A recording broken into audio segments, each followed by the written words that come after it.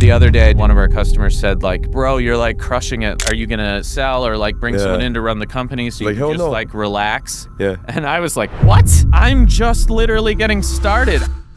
Hard work trumps everything. Yeah. And you'll hear a lot of work smarter, not harder. But at the beginning, hard work trumps everything.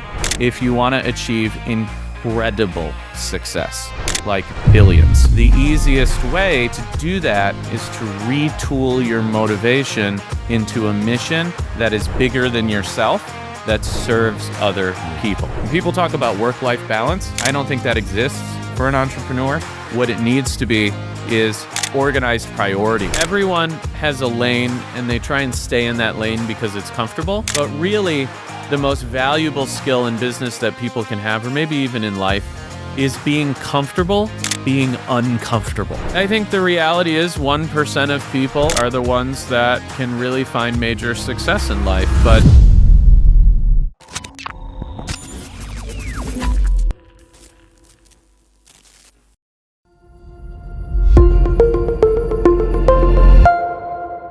LFG fam, we just shot a fucking banger right now. I can't wait till you hear this shit. It's like next level. No one's talking about this. Shout out to our sponsors, because without them, this shit wouldn't be possible. Shout out to Ringba. Shout out to Adam Young, the paper call revolution. There's big, big money in paper call, whether you're someone who's a novice looking to get into it, whether you're someone who's already doing it, putting up big numbers. Let's fucking do this, guys. Get the fucking book on Amazon. We're going to drop a link here. Take your shit to the next level. Let's fucking go. Ladies and gentlemen, welcome to another episode of the LFG Show. This is going to be a really great show. I'm super excited about it. I'm with my man Adam Young, the CEO, founder of Ringba, co-founder of Ringba, the author of The Paper Call Revolution. Amazing book. This is going to be a very, very deep show. And I'll tell you one thing. I'm in this penthouse right now in Miami, and this place is like a shrine to paper call. He's got a wall. Maybe we can cut into later with like, I don't know how many dozens of Ringba GOAT awards on there. I see $100 million one right outside of the wall here. There's another one on the way, and man, it's just blowing my mind away. So Adam, it's really a pleasure and honor to be here with you. thanks for coming.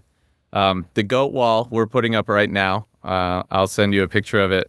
It's 105 awards, and that's only a few of them. And we were just out there talking about it. When they were putting it up, I was just staring in awe. It's a really humbling thing to see how many people we've helped make $1 million. But even crazier, in the stack in the kitchen, there's $10 million goats and $25 million goats and $50 million goats. And like you just said, we have a $100 million one right over there through the glass. Yeah. And we have another $100 million one on the way.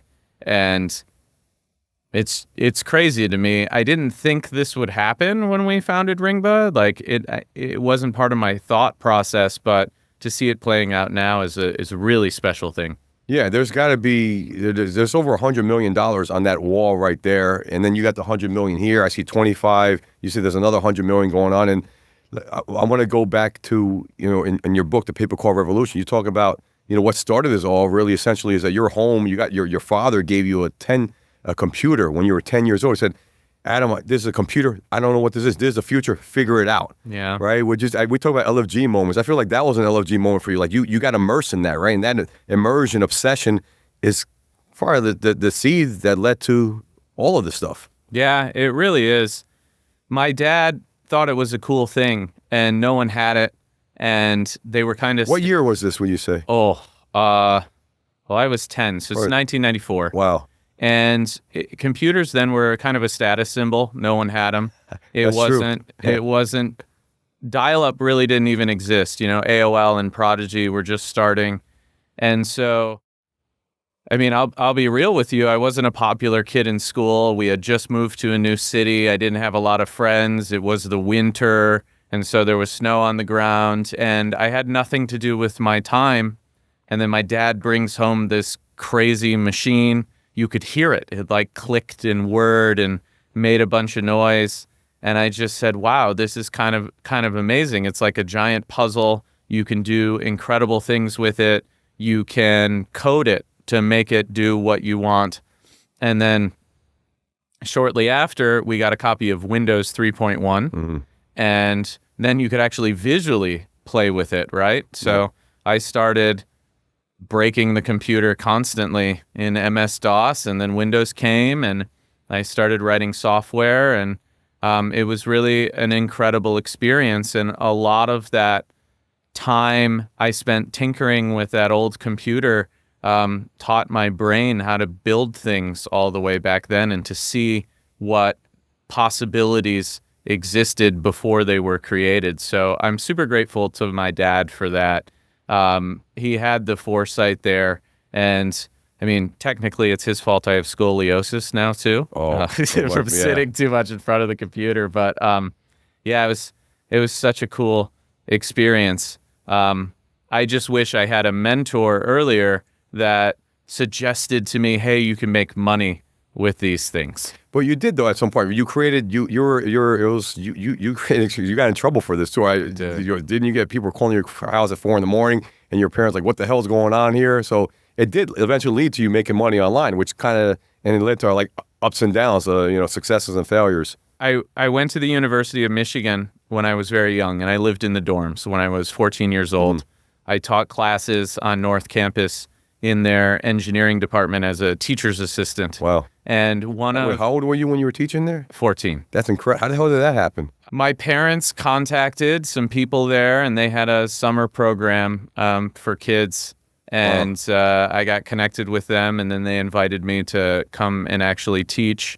And so one of the adult teachers there had a hosting business, a web hosting business, and he sold me a dedicated server.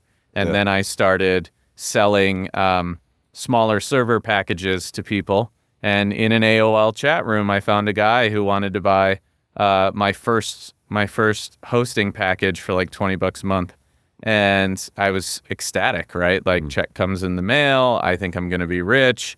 Next thing you know, I realized I sold hosting to an email spammer. And this was before any of us knew what email spam was, right? Like, I had no idea that you could send millions of emails or that people put marketing in emails. Like, this is before all of that. And the email spammer literally had people sign up and send him checks, right? This wasn't like run your credit card or whatever. People had to send him a check. I remember the offer, and it was a dumb offer, but he would send millions of emails out, and then people would actually mail him physical checks. But what ended up happening is these people would complain, and they'd find the hosting provider, and they'd call, and I had just used my parents' address and my parents' phone number for that, because it was all we had, right? There were no cell phones at the time. And so at 4 a.m, when he did his first email drop, we started getting flooded with phone calls, and those calls went on and on and on all day long. And the guy who sold me the hosting terminated my server, didn't let me keep going. It was a mess. I actually lost money because he didn't refund my dedicated server fee. And so that was my first digital business. I made negative money. I really pissed off my parents. I just wish I was old enough to understand at that point, wow, you can sell things by sending an email, because that would have been great. But it didn't click in my mind. At that point, I was like, oh, this is bad. So I had to try and figure out something else. Yeah, but you stuck with it is what it was, right? I think that's one of the tenets of business, that you gotta stick around. You gotta be around. You gotta show up and make it happen. And you continually did that and continued to make money online. So, I mean, if you fast forward to where we're at today, I mean, you obviously Ringba has grown tremendously, right? You've help make people a lot of money. And with the book, you're educating them and teach them how they can continue to grow in this industry. So, what do you think has been the biggest ingredient, or the couple biggest ingredients for success for Ringba, got you guys to where you're at right now? I think those ingredients change as a business grows, right? So as of today, I think we have 70 or 75 people, and we're hiring for at least 10 more positions. We're bringing in key leadership to help us grow certain departments, and we're professionalizing the business for immense scale right now. And so the ingredients that go into that today are making sure that your leadership adheres to your values. They think the way you do. that everyone is focused and aligned on your mission. So that way, when you have a problem as a customer, for instance, that you reach out, and if I'm not available, that our team is going to make decisions based on our mission, based on our customer's best interest. And if there's a problem, they're going to think along with our value structure. For instance, our first value at Ringba is to lead. And there's a bunch of different components to leadership, but the most important one for me, and thus the most important one for Ringba, is that we leave everybody better off than where we found them, no matter what, or who that person is. So if you're a customer and you're only with us for a short period of time for whatever reason, we've bettered your business during that period of time. That's how we gauge success. Or if we have a team member, and the reality is at our size, not all team members are going to be with us forever, that someone comes, they learn skills, their career advances, even if that advancement isn't with us. And so it is a very servant leadership approach. And all of our values are that specific. I literally did a podcast for our company and dictated our values, which are my personal values and Harrison's personal values. And so now at our scale, the most important thing we have is making sure people adhere to those values so that we know that everyone will make decisions like us when we're not around. Now, if we rewind all the way back to the beginning, and it was just me and Harrison, hard work trumps everything. Yep. And you'll hear a lot of work smarter, not harder on the internet, and a lot of people have opinions on this. But as somebody who's grown, sold, failed, destroyed all kinds of businesses, right? Like I've had exits and I'm invested in startups and I've had ones fail and I've had them peter out and not be successful. I've had them grow and then something changes. The one thing that's a constant the entire time is at the beginning, hard work trumps everything. And I can't guarantee I'm smarter than anybody, and I can't guarantee I'm smarter than my competitors. But what I can guarantee, what's within my control, is that I will outwork all of them. Yep. And so at the beginning, that's what really matters. And not to say we don't work hard now. Like you just did 5 trade shows or something. I just did 4 with a trip in between. In April, just in April. Just in April, yeah. And so we're working our asses off. I still am. I'm working harder now than I ever have my entire life. But it's a different kind of work, right? I'm not in the weeds so much. I'm doing these things, or I'm sitting around thinking about strategy, or I'm recruiting or something like that. So just to recap, like at the beginning, hard work is everything. And then as you grow and you start to recruit, making sure those people have your values becomes the difference between incredible success and immediate failure. Yeah. Amazing. A lot of information there to digest and pack in. And I think that as you read your book, right, you'll see that you, at every step of the way, you worked hard, you were dedicated. I think you're obsessed with being the best you can be, right? Now, I'm not just saying in a business-wise. I'm talking about, you have your tenets in life, your 4 tenets. Health is one of those, right? And at the end of the day, if you're not healthy, you can't work hard. Your body's going to be run down. I'm the same way. I take care of my health very much so, right? So hard work, super, super important. And the fact that we talked about this in Las Vegas, this book took you 15 months to write, right? And you didn't have to write this book. We talked about this, but you have such a passion. You want to evangelize pay-per-call. You've seen the success is brought to you personally, to your clients. And I think that's the proof's in the pudding. You can't fake that kind of stuff. There's a lot of people in the industry, we talked about this. They talk. They talk the talk, but they don't walk the walk, right, at the end of the day. Yeah. So I think that's a key component of what you have going on here. Look, I'm turning 40 on Friday. Congratulations. Thank you. We're in a similar age group. Yeah. A lot of people in our industry are younger, and I take it as my personal responsibility to give back, but also to evangelize a message that you can build a successful business by doing it right, one that's sustainable.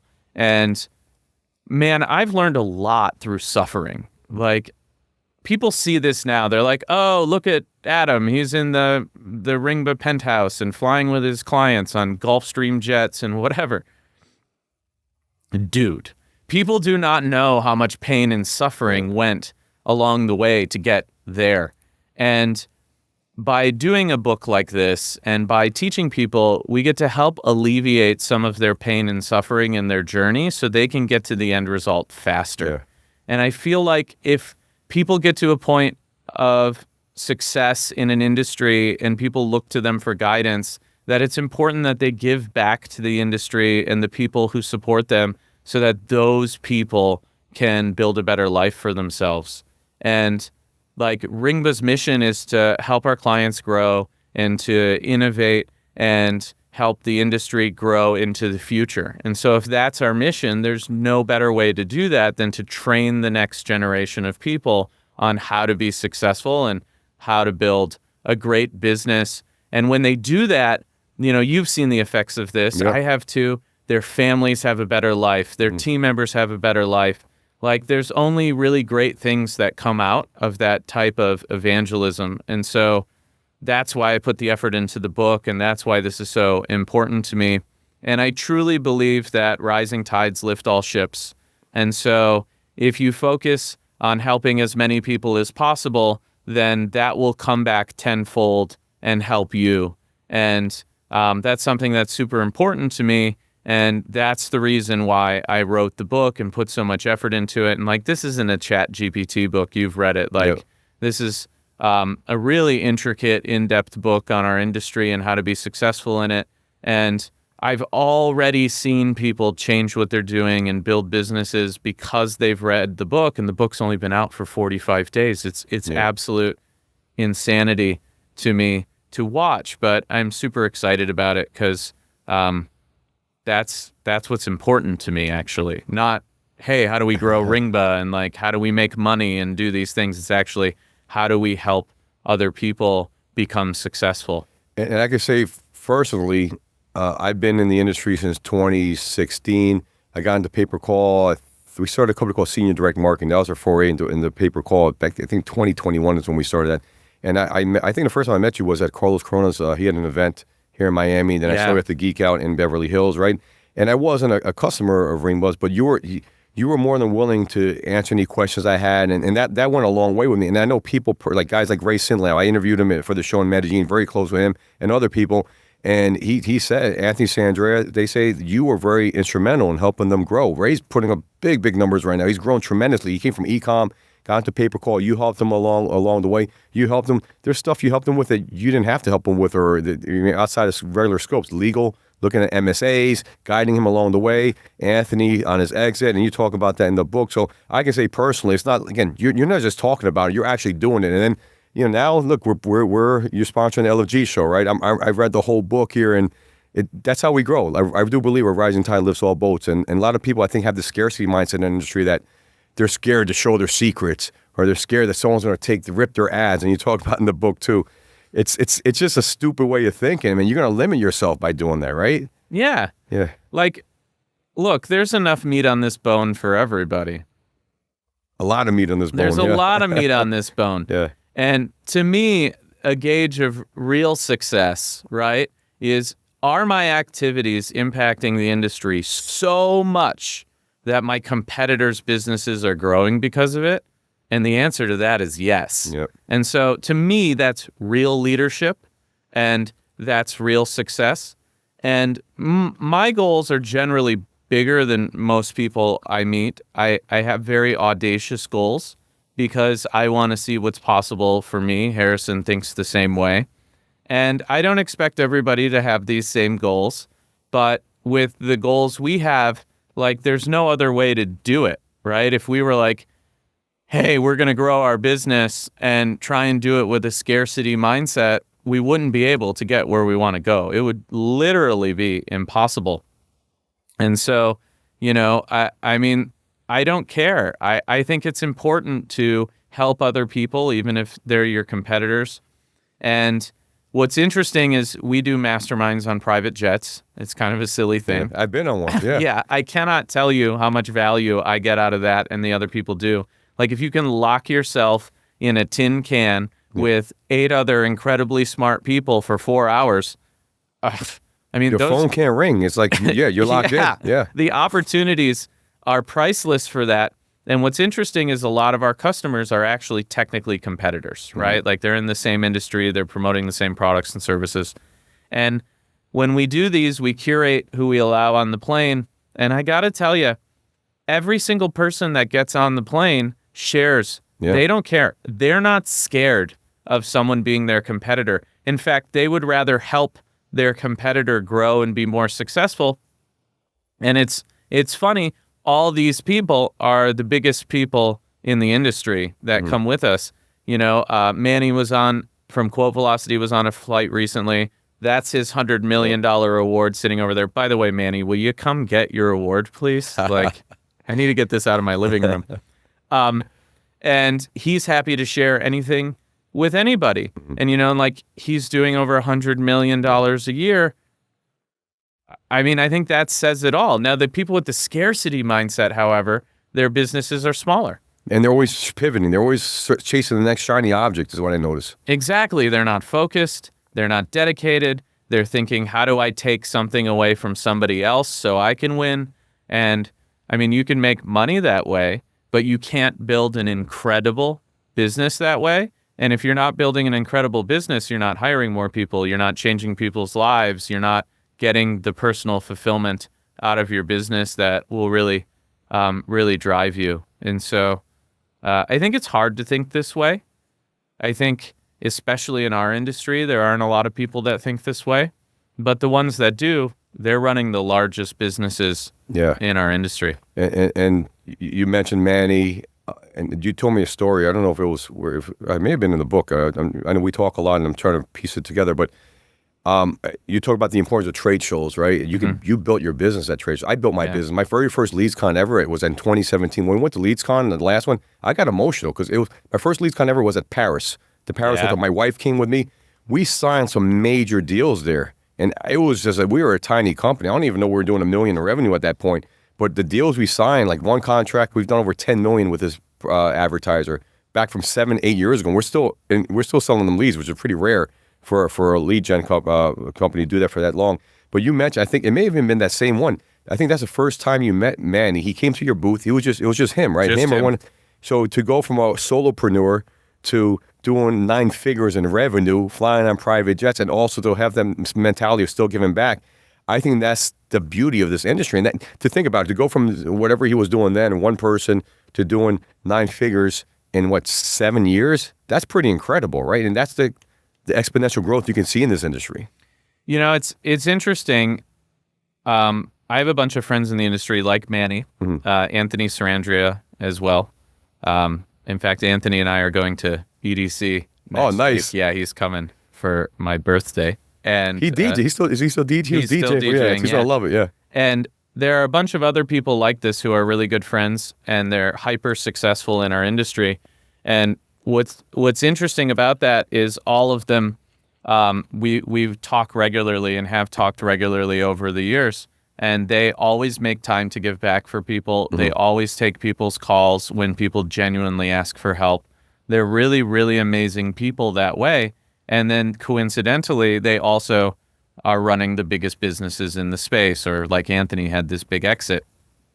And so, I mean, the proof is in the pudding. If you can change your mission to have one that serves other people, you're really going to be able to find a huge amount of success. And so to touch on this, I gave a mastermind maybe a year ago in Vegas. It was small. There were 12 people. And the theme of it was how to 10x the size of your business. And there's a segment in there where we talk about mission. And I asked everybody in the room, like, whose mission is Lambos? Like, who wants to make money? And like one person raised their hand, and they're like what? I just want to make some money. Like, leave me alone. I thought a lot more going to raise their hand. No. It was just one. And that's okay, right? Like, you want to make money. It's perfectly okay. I'm not talking poorly about anyone's motivation here. There's just a specific outcome you're going to get. And so if your mission is simply Lambos, like I want to make money, there is a lower probability that you're going to achieve extreme success. Now, most people start here. I did, right? Like when I was a teenager, I had a photo of a Mercedes on the wall and I was like, I want this. And one day I eventually got it. But my growth was limited. Next, I ask everyone in the room, like, who's doing what they're doing because of family? Everyone else in the room raises their hand. And I know you're a big family man. I respect you because of it. And there's nothing wrong with doing what you're doing because you want to help your family and see your family successful. And you'll be able to recruit people because of this. Absolutely. Like people will see, oh, Dave is a family man and he works hard for his family. I resonate with that. I can be a part of that. I can believe in this man because of that. Now, that's a great mission and you'll grow more than just the Lambo mindset, but it still limits who you can recruit and how big your business can be. And then since everyone had raised their hand at this point, no one had thought about it the way we think about it. And that is, if you want to achieve incredible success, I don't mean a great business or, a $50 million exit or something like that. I am talking about incredible success, like billions. Yep.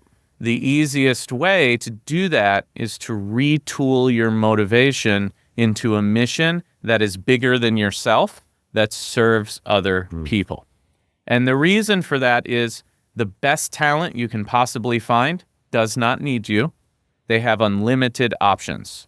And so no matter what, they're going to make a lot of money. Yep. Like the best talent doesn't care that you're going to offer them whatever you're going to offer them, some six-figure salary or whatever. They literally can get it anywhere. And so the only way to recruit those people is if they believe in what you're doing and your mission, and that mission has to have a major positive impact on the world. And the reason it needs to have that is because those type of people, they want to come, they're going to get their money or whatever, but they want to feel personally fulfilled and they want to believe in what they're doing every day, because most really talented people want to be super successful. Like they have a hunger for it. And so if they have unlimited options, they're going to pick the one where they believe in the mission and they're helping people so that they can love what they do. That's a great point that you came up with. It made me think of something that Tony Robbins says, success without fulfillment is failure.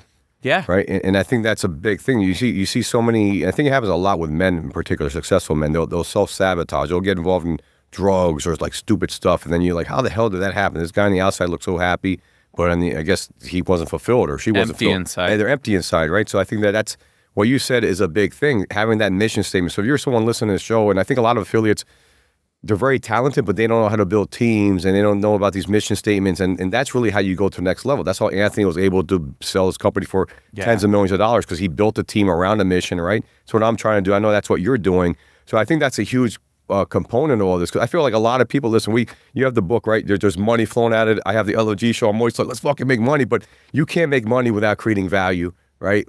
And I think the greater that the value ties into a mission that's bigger than you, then you wake up, you feel alive, right? So, and one thing I want to say is that I said this in Vegas and I said it here again, but you didn't have to write this book, but you felt you're on a mission to evangelize, right? The first time I came here, by the way, everyone, I'm in at his penthouse in Miami. This place is sick. This is the penthouse in the movie War Dogs. Yeah. I remember the first time I came here, you pointed to some island there. You said, that's the highest concentration of billionaires in the world. There's Google's Sergey Brin's yacht there. And like, it blows your mind away. And you said to me, I'm here. This makes me feel like I'm a schmuck. Like I got to do bigger things. And I thought that was awesome that you said that, because on the outside, people be like, you're like a raging success, but you feel like you have more to do. You feel there's more people whose lives you have to impact. So can we touch upon that? And I know there's a lot to digest there. No, it is. I mean, so like the harbor right down here, right out the window here is where the billionaires all park their boats. Yeah. And it's super humbling. Like, I don't even know what to say. Like, so we also across the street have a suite at the Miami Heat. It's our customers use it. Usually so many of our customers want to go that I give my tickets to customers too. I don't usually go. And the other day I did go to one, and one of our customers said, like, same thing you just said, like, bro, you're like crushing it. Like, like, you're tired? Are you, like, are you going to sell or like bring someone in to run the company so you Like, can hell just no. like relax? Yeah. And I was like, what? I'm just literally getting started. I have accomplished literally nothing, right? Like, I look out the window and I see every single day like a different billionaire's yacht. Like the other day, there was this Canadian billionaire who built their whole trash system for the entire country of Canada, and like it's his responsibility to make sure everyone's trash is removed so they can like live a clean life. The CEO of Harbor Freight, the tool store's boat, was down here the other day. Sergey Brin's yacht, like you said, like every single day there's a different one, and Harrison and I have a little subscription so we can see the transponders on all the yachts, like who owns all the yachts. And man, every single day I see these people down here who have accomplished such incredibly large things. And I say to myself, there's absolutely no reason why I can't do that. Absolutely, yeah. And I think about this every day, and that's one of the reasons why we picked this place. It wasn't even for sale, right? Like, and then the people who sold it to us tried to get out of the deal. They're like, hey, we changed our minds. We don't want to do it. And we're like, guys, the contract's signed. Escrow money is in. Like, we're doing the deal. And it's a really incredible place to wake up, because every single day I'm surrounded by people who have accomplished things so incredibly massive that it's hard to comprehend. And then also we've covered the walls in here with the success our clients have and what they're achieving.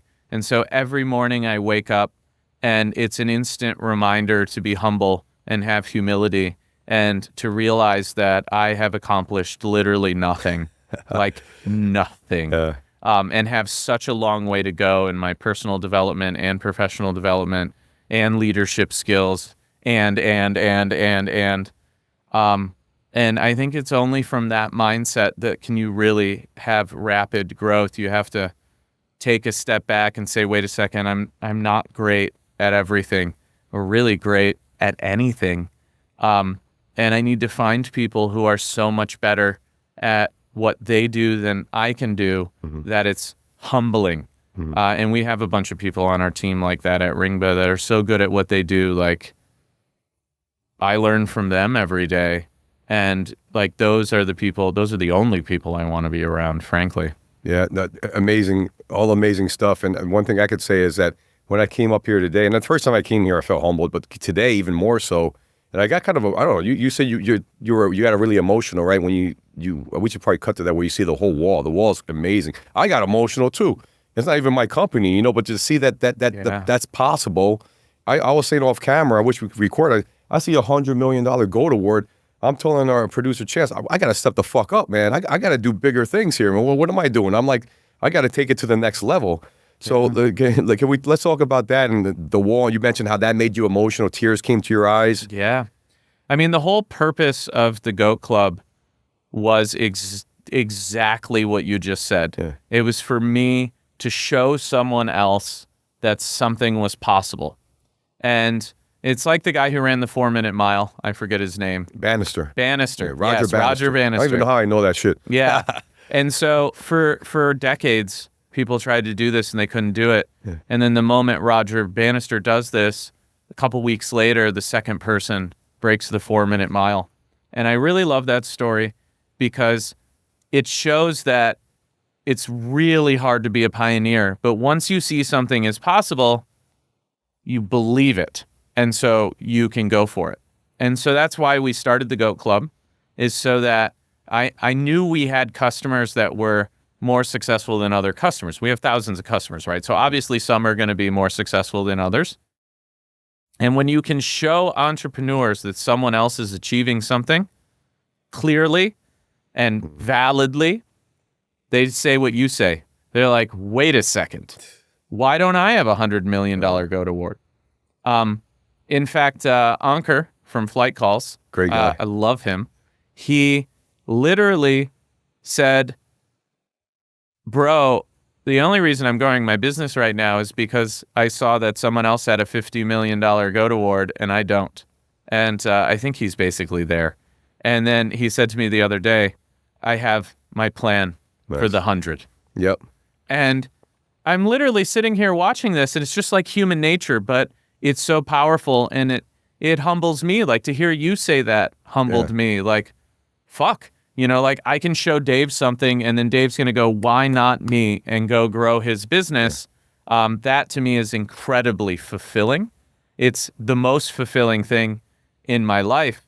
And so as long as I have that, like, my motivation is just incredible at all times. Yeah, and man, you know, you have a lot going on in your life. And when you say that you're working harder than ever, I believe that, because I started the LFG Show. I didn't realize how much work that was going to be. You have the podcast, the OfferVault podcast, and I know personally. I'm dropping, not to interrupt here, but I'm bringing the Paper Collar Show back too, so That's I'll be awesome. doing two. Yeah, and I think so you're on this mission, right, and to create more and more value, and that's really what the LFG Show is about too, is that we have kind of similar backgrounds. You grew up in Michigan, right? Blue collar. I imagine a blue collar neighborhood. Yeah. I grew up in primary Elizabeth, Newark, New Jersey.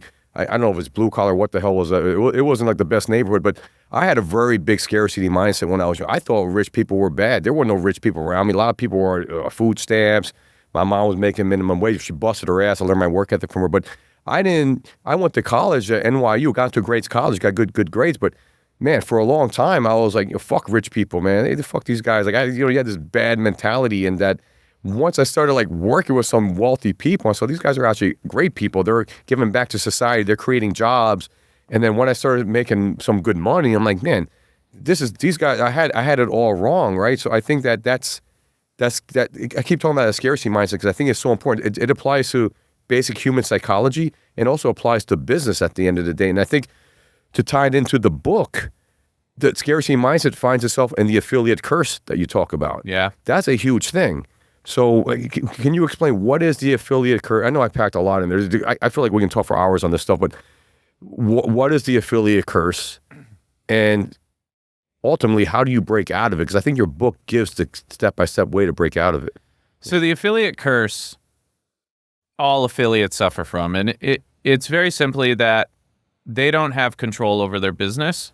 And so they're promoting a product or service or lead gen or clicks or whatever. And eventually the landscape changes, or the advertiser goes out of business, or doesn't pay their bills, or stops working with affiliates, or whatever the case is. And every affiliate has gone through this. And I know this because I was an affiliate for 10 years. Harrison was an affiliate for a decade. We've ran every campaign imaginable. Like, we used to run SinglesNet and Match.com. These companies don't have affiliate programs anymore. They've changed their business model. Or a lot of e-com products like Ray Sinlau was promoting. That's what he was doing before. These advertisers, maybe they're not making the best product in the world, or they don't want to manufacture it anymore, or consumer reception wasn't good. And you're like, oh, crap. One day I was making $10,000 a day. The next day I'm making nothing. Mm-hmm. And the moment in my life I talk about in the book, Harrison and I had been building a campaign for 2 years. We were doing mid 8 figures in revenue with a team of 4. Wow. Yeah, it was great. And one morning, the advertiser got notice from Google that they're changing their search feed rules. And so they changed the campaign, and they no longer wanted to run the campaign anymore. And that was really unfortunate. And overnight, our 8-figure business went to zero. And I had a panic attack. I had a breakdown. I was like, I literally built all this technology to power this business. I thought it was going to be long-term.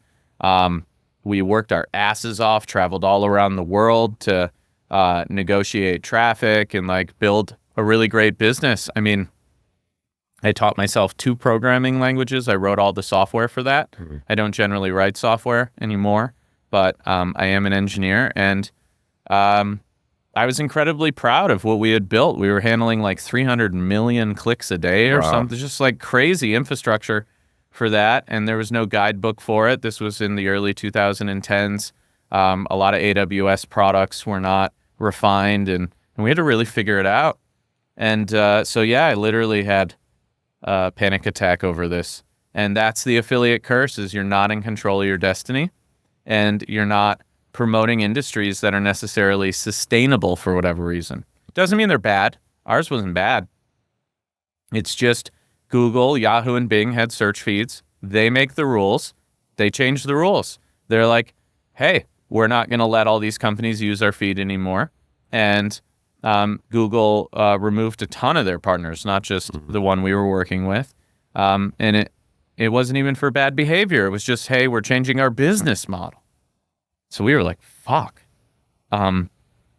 We need to build something that's sustainable. And then once we figured out with calls that basically a company is not going to stop taking calls, why would it? Because they have all this money invested in infrastructure. They have all this money invested in call center agents. They have all this money invested in everything else they're doing. There's absolutely no way that they're going to stop taking phone calls. And so these campaigns aren't going anywhere. And a lot of them are the biggest companies in the United States, healthcare companies, insurance companies, home services companies. You know, like people are not going to stop needing their gutters cleaned. People are going to not stop needing health insurance. I mean, it's legally required that we have it. And so once we realized this, we were like, okay, we need to go build in this industry because people can build long-term, sustainable businesses.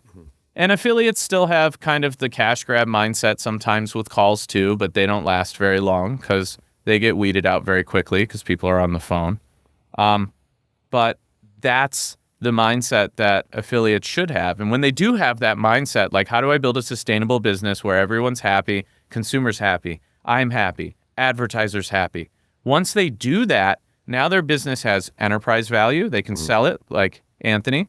And multiple people have sold their businesses in our space. Jake Kaufman at Express Revenue sold his business. Most people don't know, but it was heavy in calls when he did. And I think that's something very different for affiliates. That's the real opportunity. You can create generational wealth in pay-per-call by building a business and selling it. And I'm literally only talking about actual success stories of our customers and what they have achieved publicly, right? Like we all know Anthony sold his business. It's literally in the filings of the public company that bought it. And so that's the incredible thing about pay-per-call is these stories are real. There's tons of them. I mean, just on the wall in the kitchen, there's $105 million goats, but out there piled up, we have over $500 million worth of goats that are going to get hung up in here. And so that's real money. That's real money that people made, and they did it building sustainable businesses that will continue to produce, and the opportunity remains because these companies aren't going anywhere. And I'm glad you touch upon here, and you talk about in the book all over the place about creating a sustainable business as enterprise value. I went to Tony Robbins' Business Mastery in 2019, and one thing he says is you have to, when you start your business, you have to think immediately of an exit plan. And I'm like, what? I never thought about selling my company. I'm like, that never crossed my mind. But after I got out of it, I'm like, he's right. You really have to do that, right? And then all of a sudden, we started growing and growing like a weed. We probably, since that moment, I think we 30x, 40x, I don't even know what we did, but grew tremendously. But you talk about all the time. And I think that anyone listen to this, any affiliate, think about that mindset. How do you grow a team? How do you create enterprise value? And like Adam said, it's happened to numerous people. I saw it happen in solar with a lot of my competitors that they grew a lot. And I helped those guys out with a lot of these accounts that I grew going to their call centers. And we were there too. We were about to sell our company, but seeing is believing. When you see that, you hear about it. And I think that's a beautiful thing about your book, that you talk about these success stories. You talk about your failures too. You talk about what people have done well, have done bad. And going back to the affiliate curse, I think is important. We're going through a lot of changes right now in our industry. We just came back from Geek Out. Great event. But I sense a lot of nervousness there, anxiety. First of all, a lot of new rules and regulation with singular opt-in going on. Doesn't really affect pay-per-call so much, but people in web forms. You have Assurance just stopped buying leads. Something happened with them a week ago. Health IQ a couple years ago. So it seems like you're going up this big hill. You're going fast, and all of a sudden something knocks you down. You got to keep doing that. So did you sense that kind of anxiety and tension there? And what's your advice for people feeling that in this kind of atmosphere we're in? I did sense that. Yeah. My personal opinion on all of these situations is that they're generally a gift and an opportunity. There's only one healthy way to look at any major landscape or any major change in a business or personal life or whatever. And it's that it's a gift and an opportunity. Yep. And it's more important that you look at it that way, the more painful the event is. The only thing we can really guarantee in life is that we're going to die and that things aren't going to go right at some point, right? Like, no one lives this perfect life where everything is incredible and it's all rainbows and unicorns. It's not that. All of us are suffering. And even when people seem like they're on top of the world, they're always facing something. We are all always facing something. Absolutely. And so the only healthy way to look at these challenges are like, hey, we're in school. This is a test. This is a gift. I'm going to learn from it, and an opportunity to change my mindset, change what I'm doing, pivot, right? And I think a lot of the people that are sort of looking at the new FCC changes related to lead gen, or the changes in the industry with big companies going down or losing a partner or whatever, they immediately start to panic. They get the fear response.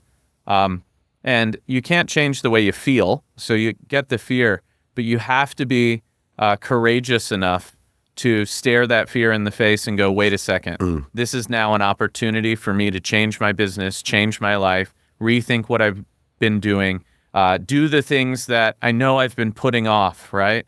Like, oh, I have to focus on this big partner. I'm making a bunch of money, and that's where all someone's focus is. And then that partner goes away. And so now you're forced to look at your other opportunities, forced to grow and change as a leader. And you should accept that challenge with all your being and pour as much as you can into that change and be as open-minded as possible. And that's how you retool your life and find incredible success. And a lot of the times when the universe puts a change like that or a challenge like that in front of you, if you handle it correctly, your outcome is way better than what you were doing before. You find something that is much more profitable or much more fulfilling or better for your family or more exciting for you or whatever it is you want, right?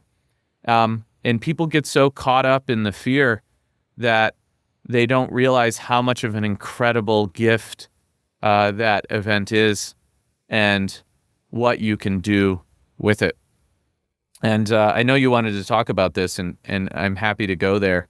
I faced a personal one of these not too long ago. My ex-wife sat me down at the kitchen table wearing a Ringba hoodie. It's pretty ironic, right? Yeah, and said, I don't think we should be together anymore. And we weren't doing anything like terrible to each other. We've been together for 12 years. If she ends up watching this, like straight up, she's cool. Yeah. I have no beef. She's great. And I'm grateful for the time we spent together. I grew a lot. And I wish her the best. And I think the reality was she was fed up with my travel schedule. She didn't want to travel. And I had so much going on at that time. I was fighting so many battles that she just didn't want that in her life anymore. And so we decided I was just going to go. And a couple hours later, I was in Miami. It was like just, right? Like new life. And I was in this shitty hotel room down the street by myself for a few days. And I just said to myself, this is like the most painful thing I've ever gone through, but I'm going to look at it as a gift and an opportunity. So I made a list of who I wanted to be, what I wanted to accomplish, what I wanted to build, and who I wanted to find. In no particular order. And then I wrote down what my priorities were before that got me into that situation where I was super stressed out. I wasn't, clearly my relationship wasn't going the way I wanted it to go. And you know what? Honestly, I don't know if I could have fixed it because I'm unwilling to give up on what gives me my fulfillment, which is my business. And I'm committed to my clients like you. I'm committed to my partners, my team. I have incredible people. I would never give up on those commitments. So, like it just, I don't think it was fixable, but I was like, how do I come out of this way better? Yep. And so I reorganized my priorities into, in this order, health, education, relationships, and then wealth. Wealth is at the bottom. And if you take care of your body and your mind and your relationships, it's much easier to rapidly connected. grow. Yeah, rapidly grow your wealth. And people talk about work-life balance. I don't think that exists for an entrepreneur. What it needs to be is organized priorities. Yeah. Because I'm on 24/7. I work 7 days a week. I'm available all day up until the evening. Like, you text me at 11 o'clock at night if I'm awake or available or have my phone, I'll reply. And so it's not about balance, or I guess people would call this balance. It's about making sure that your priorities are in order and then not changing the priorities. Like, I've done over 100 Pilates classes since I moved to Miami. Yeah, Pilates is tough. I just came from yesterday. My legs are fucking bad. Yeah. And so I've done literally over 100. I looked at ClassPass before this pod. And Congrats. Thank you. And I'm down 30 pounds as of this morning. But like, I won't take a meeting no matter how valuable if it's during one of my classes because my number one priority is not business. You don't negotiate with yourself, is what it is. I will not negotiate with myself. Yep. I set those rules. Those are the rules. Kobe Bryant said the same thing. He wouldn't negotiate against it. He would just, said something, he freaking does it. Yeah. Or he did it, yeah. And the answer is no. I had the opportunity to talk to the CEO of a major company that I want to do business with, and he wanted to talk to me, and he gave me one time slot, and it was during Pilates. Wow. And I replied, I can't take that call. I'm very sorry. And you know what happened? His assistant sent 4 more times. Yeah. Right? Like, it's fine. And I don't have to justify it. But before I would have been like, oh my God, I don't want to lose this big opportunity. You know, what am I willing? You know, you just immediately sacrifice. And I changed that. I changed that about my life. And I'm the happiest I've ever been. I'm in the best shape I've been in since Junior Olympics. Yeah. When I swam when I was 17. I'm learning the most I've ever learned. My relationships are the strongest they've ever been. I just won't sacrifice these things to get to business, and our business is growing the fastest it's connected. Ever grown. Yeah. That was great. There's so much to unpack there. And first and foremost, thank you for sharing that, because I feel a lot of people would be nervous or scared. They want to share their personal struggles. It's if you're not good. If you're not feeling whole with your relationships, whether you're married, girlfriend, whatever it is, boyfriend, it's going to be hard to be successful in a business capacity, right? So I was in a similar situation. I got divorced, and man, I don't even know. We got separated, my ex-wife in 2014, 2015, I don't remember when, but a lot of it had to do with my business schedule, right? We weren't compatible in that sense. But, we have a beautiful daughter as a result, and everything worked out. Now, my current wife, she gets it. And I want to say she's been very committed to the business, whatever, you met her before. She's amazing. Yeah, thank you. And I think anyone listening to this, that's a huge decision. Like, who are you going to settle down with? Do they support your values? Because if they don't, it's going to be a disaster at the end of the day, right? So I would say that's one of the biggest decisions you can make. And the fact if you saw that it wasn't working, you had to move on, right? And you grew as a result, personally, professionally, and you're happy. And I'm sure it sounds like your ex-wife is happy too. Everyone's like in moving in the right direction. So that's huge. I haven't spoken to her, but I hope she is. Okay, all right, cool. I truly hope she is. And you know what? She's a super strong person, and she's very successful. She will be just fine. She's going to have a beautiful life. I know that. I'm confident in that. But I want to touch on something, and I haven't really talked about this publicly because it's a really interesting thing.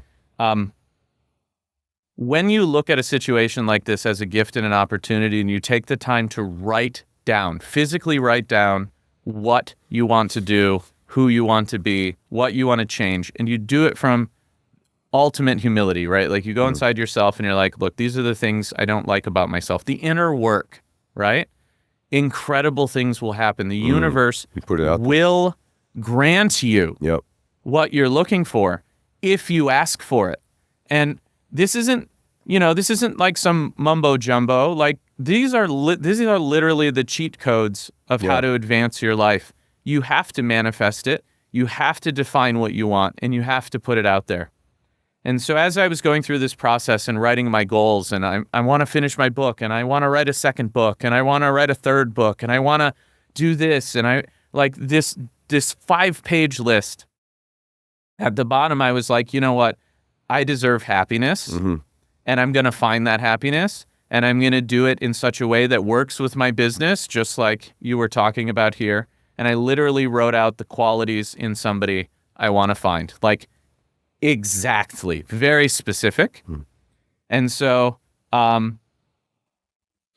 this is a crazy story. So in 2021, I saw a girl in a travel promotional video on the internet with a group of other girls, like this incredibly beautiful girl.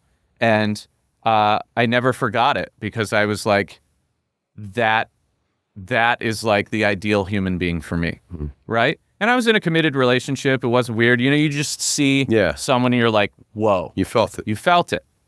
And so 9 days after I got to Miami, 9 days after I split with my ex, and a few days after I wrote the thing, I get a suggested post on Instagram of that girl. Wow. And I reach out. Yeah. And lo and behold, we have an hour-long phone conversation that day on personal development and growth. And I literally read through what I had written on the piece of paper of who I wanted to find. And there it was. It was that exact human being. Man.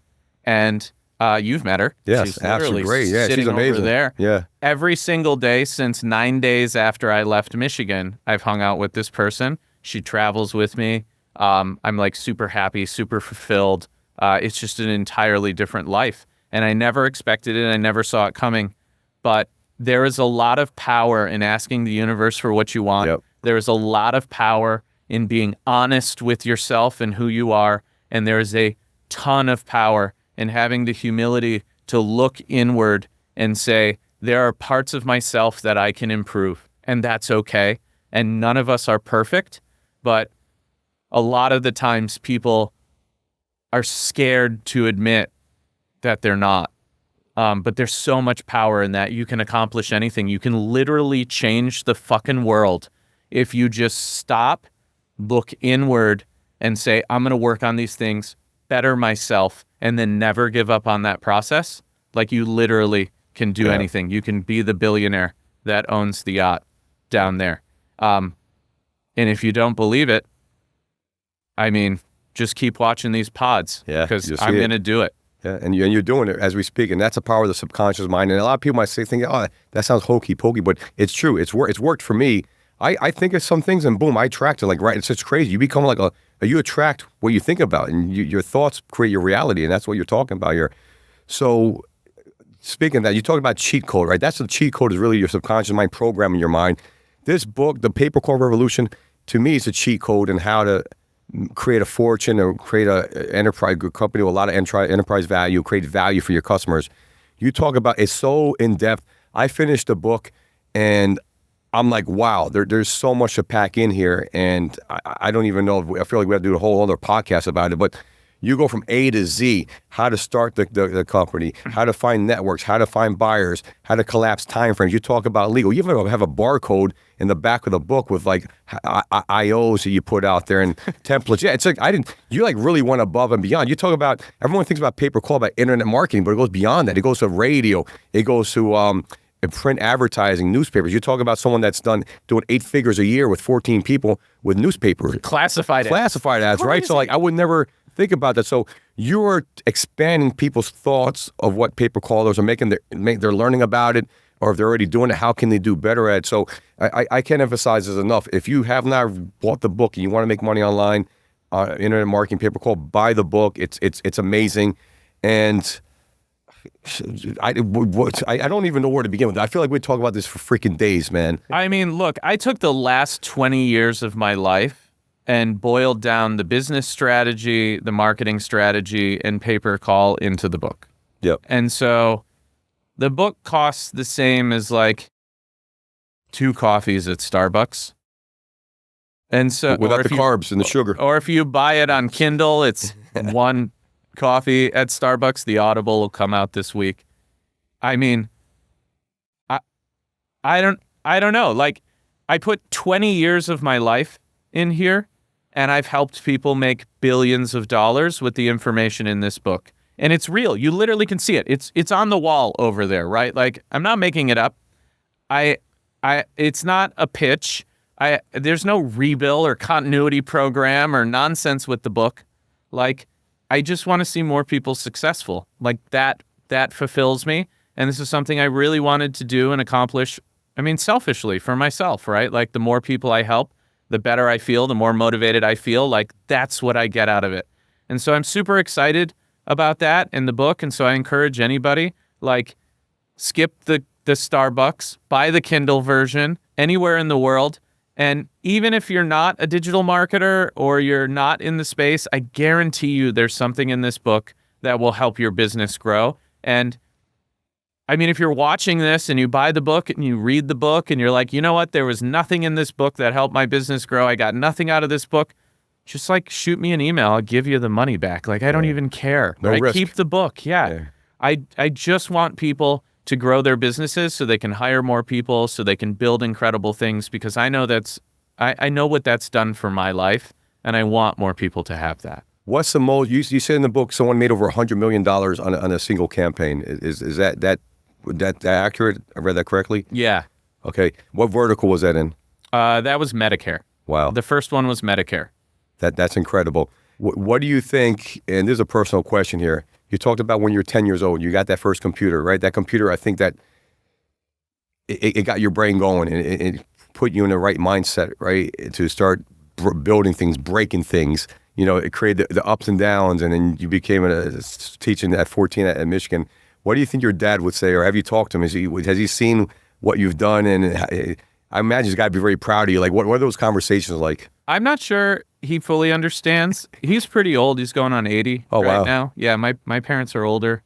I know they're very proud of me, and I don't know if they like fully understand all of this stuff, because they're not technology people. You know, they're like good, hardworking Midwestern folks. I think what they did really, really well is they forced me to read constantly when I was young. They forced me into athletics, so I learned what being on a team was. And they had the foresight to try and expose me to things like a computer. The foresight, and they were really expensive at the time. Yeah. You know? And so I'm super grateful for them. I text with my mom all the time. Nice. Actually more than when I was in Michigan, just down the street from her, right? Like, I think that relationships, I've changed my priorities, and I'm not scared to admit I wasn't perfect, you know, but I text with her all the time now. I send her photos. I know she wants to be part of my life. So I don't think they fully understand it, but I do know that they know that I work incredibly hard, and they're proud of that. And I do know that they know that my goal is to help other people. And I think, I don't know. I think they're probably very happy with that outcome. Yeah, and I think it's amazing that he was able to do that. I have 3 kids. My daughter's 12. My producer has a son, 9-year-old son, reading the book. He was in the elevator with us, and he knew who Harrison was. I mean, that's the best gift we can give our kids or young people. They're the future at the end of the day, right? So I think that really struck me, resonated with me big time. Age data. There's only a few months left of this. A lot of different ways to monetize data. Data is a very broad term. There's a lot more money in it. You already spent the money. Let's just say it cost you $10 for a Medicare lead.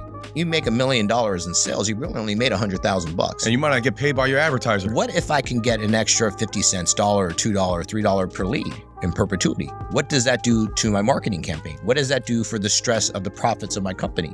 A percentage or two at those kind of numbers are huge as moving the needle. So for us, what I love about age data, the hard part's already been done. Now it's just a revenue left for your company. What would the extra $10, $20, $30,000 a week do for your business? Absolutely. All of our big partners are making hundreds of thousands, if not millions a year with us. They're never going to have this gold rush again. While we were doing the pod, I got a text message that a few of these presenters from an industry event we were going to were refusing to give their presentation. Fuck. So I bagged and zip tied them and hauled them off to New York on a Gulfstream. Wait, I don't get. Wait, what do you mean you bag and zip tie? Like literally put a bag over their heads and? Yeah, we have a video. We'll cut the video in. But yeah, I bagged them, I zip tied them, I put them in a Sprinter van, and then I hauled them off to New York in a G4. Yeah. Wow. Can you reveal who these people were, or is that to be? We'll leave it for the. Well, it was Coy and Carter. Okay. From Policy two big Jar. heavyweights in our industry. Yeah. Paper call heavyweights. Yeah. Yeah, and they were just a little reluctant to give their presentation. They probably got a little nervous. In it. Yeah, they were a little nervous, but they did a phenomenal job. They did. I was there. They had great energy. They engaged the crowd well. The content was good. So that was their first presentation. I'm proud of those boys. They did a really nice job. Guys, Adam doesn't fuck around. You give him your word. You got to commit, right? Non-negotiables, right? Non-negotiable. Yeah. Awesome. Well, I'm glad we're back. This is why we're in different outfits right now. So we're doing. I was kind of like a little disappointed it was cut short because of that situation. But I'm glad we're back because there's so much value here. And again, I've said that before. I'm a big believer that success leaves clues. And obviously, you've been hugely successful with Ringba as an affiliate. You broke the affiliate curse that I want to talk about a little bit more here. But I want to talk more about the book, The Paper Carve Revolution. You know, I know from speaking with you in the past, you spent, I think you said 15 months to write this book. And you said it's a labor of love. And I'm really fascinated. And I know we talked about it in Vegas. Again, you didn't have to do this book. You already were successful with Ringba. You had other ventures you're making money with. So for all intents and purposes, you didn't have to do it. So why did you actually decide, I'm going to write this book? What was the driving force for you? Well, you know, our industry changed my life. I was destitute and owed people a ton of money and was not winning when I was young.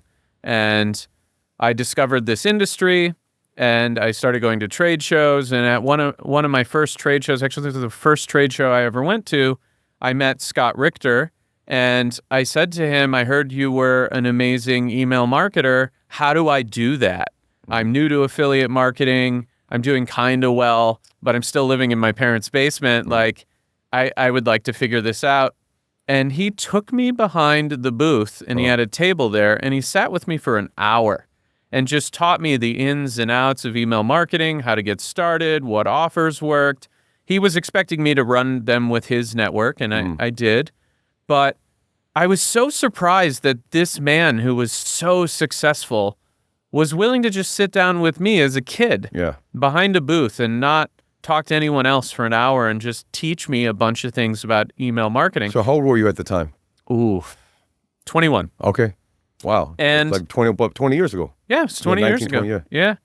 And he didn't just give me surface level information. He walked me through the process of how to do it, wrote it down on a piece of paper and drew doodles of here's what you're going to do and here's where you need to go. And I'll introduce you to these 3 people for servers and IP addresses. And I'll give you data on RevShare, and just was completely open to helping me be successful in a way that I had not experienced before in life. Yeah.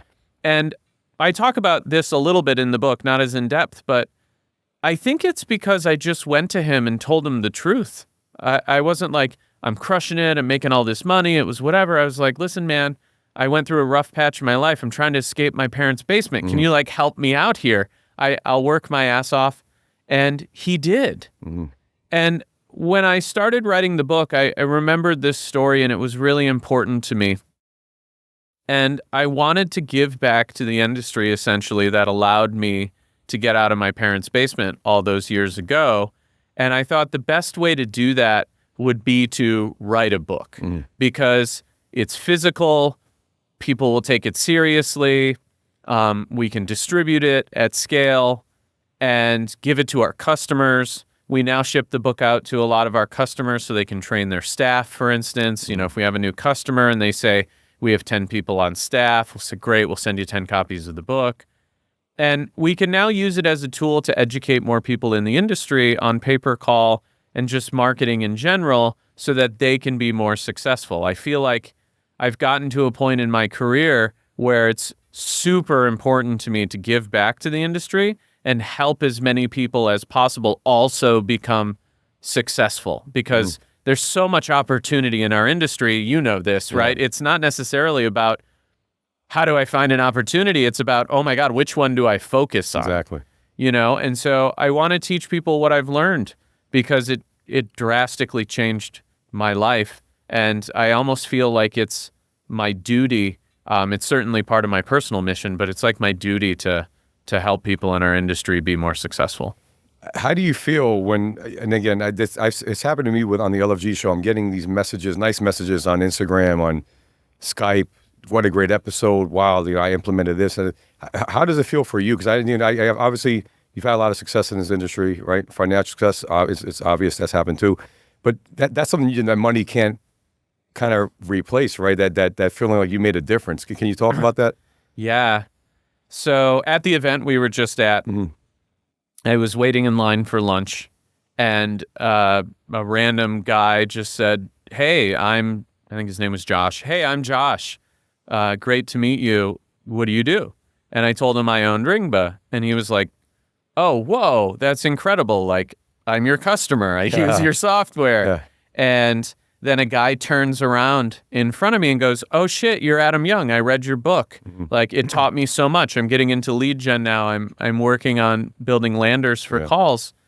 And then other people around me turned around and started asking me questions about where the auto insurance industry is going and how can you do all sorts of stuff in pay-per-call. And it's really a unique feeling. It's one that is really fulfilling to me.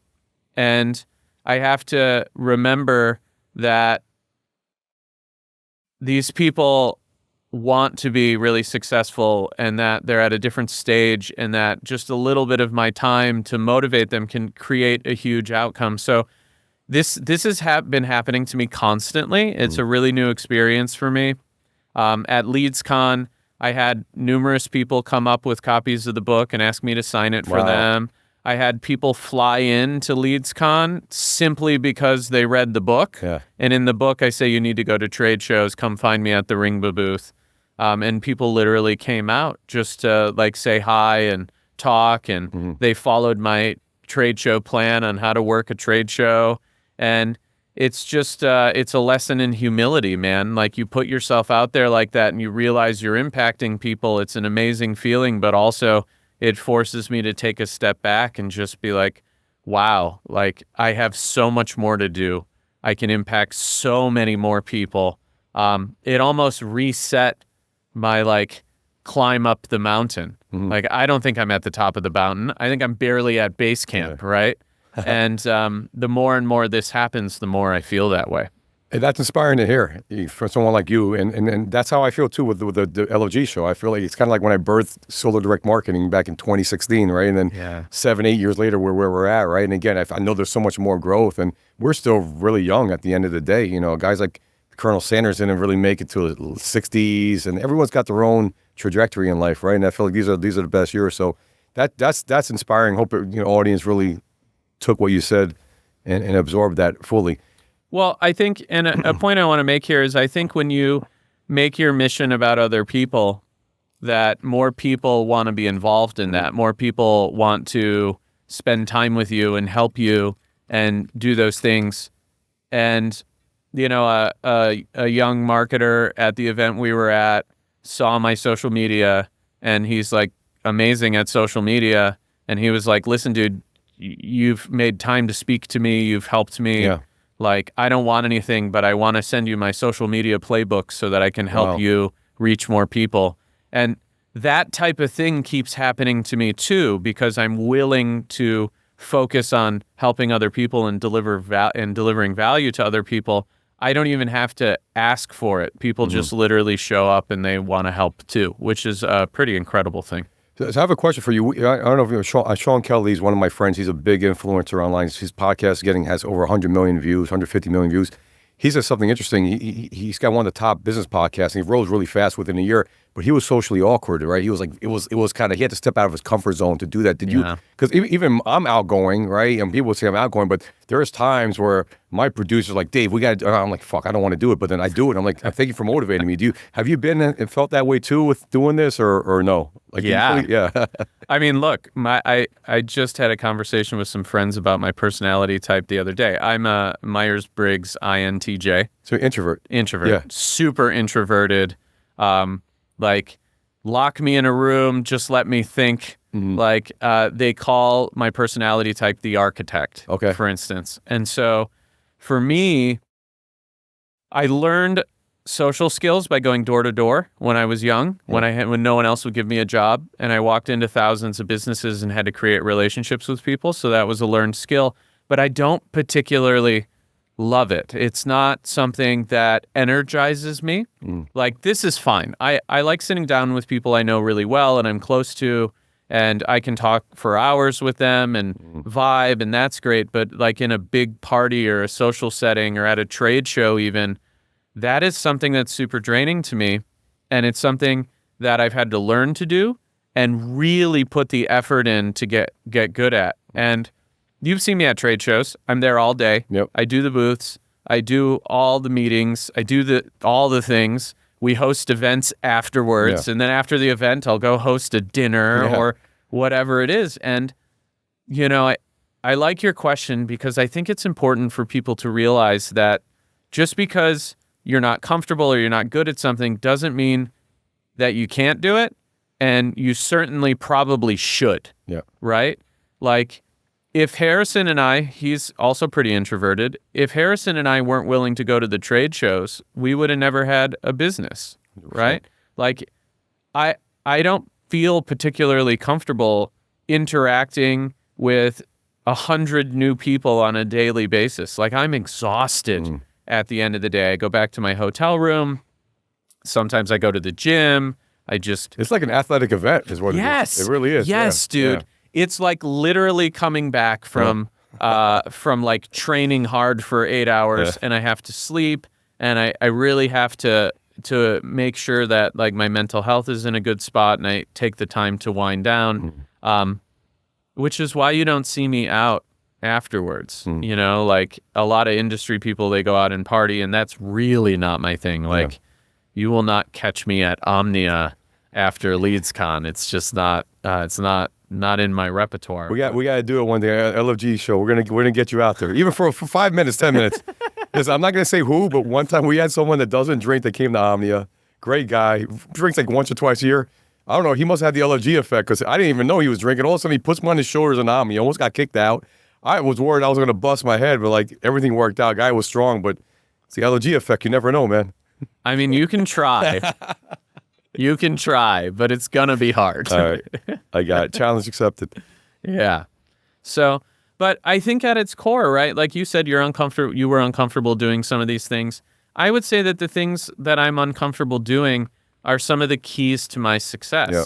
And I think everyone has a lane and they try and stay in that lane because it's comfortable. Yep. But really, the most valuable skill in business that people can have, or maybe even in life, is being comfortable being uncomfortable, right? Like, you know that's going to be uncomfortable. You know you don't want to do it. You know it's not going to be fun, but you do it anyways because you know you have to. And that's something I've always been willing to do. And it doesn't matter how hard or uncomfortable or how much of a pain in the ass something is. Like, if I know it's the right thing to do, I can like fight that feeling and just go do it. Yeah, and I think that's great what you said. And we have to step out of our comfort zones in order to grow. That's the only place that growth happens. And I think I see a lot of media buyers that I think they're natural. It tends to attract introverted people, right? And the ones that step out their comfort zone, they're like, damn, I didn't want to go to LeadsCon or whatever. But then afterwards, they feel they're glad they did because they always make a connection that helps to move their business, right? And I think that those are the people that are going to have an edge at the end of the day. Right? Yeah. Would you agree with that? Yeah, I do. Yeah. And something you do really well and that I respect about you is you're always on the trade show floor. You usually do a booth. You spend the time at the event because you realize that new companies coming to the event are going to get a pass and they're going to show up. 100%. And they're not going to go do the chandelier bar as their trade show, right? And I think that something, not to say that, you know, you can't find business at the bar. Yep. I think where a lot of people miss the boat is they spend their whole time not actually at the event, at these trade shows. And you're not going to catch the CEOs of big companies or the people that you want to work with that you're not at the bar, right? Like, most of the people that show up, let's say a big buyer of calls, for instance, they're a corporate company. They're going to have policies on drinking and what you can and cannot do. And so their staff is not going to be like, all right, I'm going to fly to Vegas. I'm going to go to the Chandelier Bar and hang out with a bunch of affiliates during the day when I should be at the trade show taking meetings with people. And I think this is about comfort too. Like if you go to a trade show and you know that a bunch of your friends are going to be having a good time at the bar, you gravitate towards that because it's your comfort zone. But the reality is, if you can be like Dave, put on a suit jacket and show up to the trade show hall, you can conduct business with business people. Correct. And I mean, that's where we make the most money. I mean, there's no question about it, right? Like our whole team is generally at the event or around the event all day long, and we crush it, right? And there's something to be said for that. The people that are the biggest are the ones that are scheduling meetings all day, that are behaving like professionals. And I don't mean to talk down. I have a bunch of friends that obviously spend all day at the Chandelier Bar, and that's fine. But I would love to see these people grow bigger businesses, impact people more, influence more people to be more successful. And you're just simply not going to do that at the bar. Great words of advice there, and I do agree. I think it comes down to being comfortable. If people are comfortable, they too hanging around their tribe of people, and that's great. You can do that, but you have to kind of slice up your time. The show has limited hours, right? It's 9 to 5, sometimes 10 to 4. So I try to be around the floor as much as possible during those hours. Afterwards, like whatever, I find out what's going on. Of course. You know, you do that, but I do agree, and I feel like a lot of people, or they won't even buy a badge. They're like, oh, it's $1,000, but to me, it's all about ROI. That $1,000 could turn into $1 million easily. You know, where else you have an opportunity to get 100x, 1,000x ROI? There's not some shit coin or you could lose all your money on, right? So I think that's a mentality. People have to break that mentality and get out their comfort zones. Well, also, I'd like to touch on that because I've seen a lot of people not buy badges over the years. If you don't buy a badge and you're hanging out in the hallway and you meet with somebody, you're essentially saying that you don't want to support the event, but you're there mining value from it, which may seem like a hack or a win, but in reality, when you meet a high-performing, high-producing executive or individual and you're not wearing a badge, I mean, we take you less seriously, right? Like, I hold all my meetings at our booth because it's convenient for me and just go meeting to meeting to meeting to meeting. I'm not going to walk out in the lobby and take a meeting with someone that says like, hey, Adam, I'd like to meet you, but I'm not buying a badge. That to me is an inconvenience. And so I just won't do it.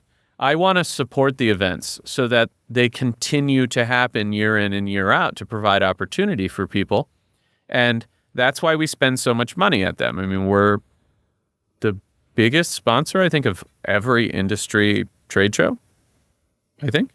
And so the reason for that is, one, the business, but two, I want these events to be successful, and they've helped us grow. So I want to give back to them so that they keep throwing the event, keep doing marketing, keep bringing people there.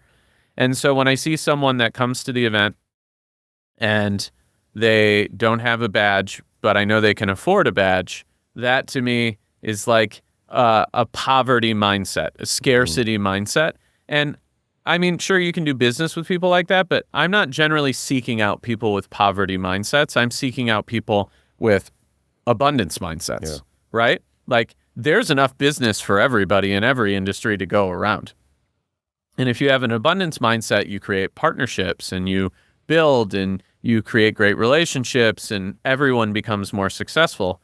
The poverty mindset people are thinking, I need to take away from someone else or find an advantage that someone else doesn't have so that like someone else can make no money, but I get value. And that's not, that's just not the type of people that I'm seeking to do business with. And I don't think that they realize that people are judging them based Constant on this. judgment, Yeah. From the way you dress, the way you talk, to all those things. I never thought about it that way, but you're right. I mean, I don't know how much money I personally spend, my companies I spend. We probably high six figures, or not $1 million on these shows, but we always get the badges. We're always got booths, or we're doing this and doing that. But it's true. And then you lose. You don't have access to the app. The app is important to set up these appointments, right? So that's also. I know some big buyers, former clients of mine.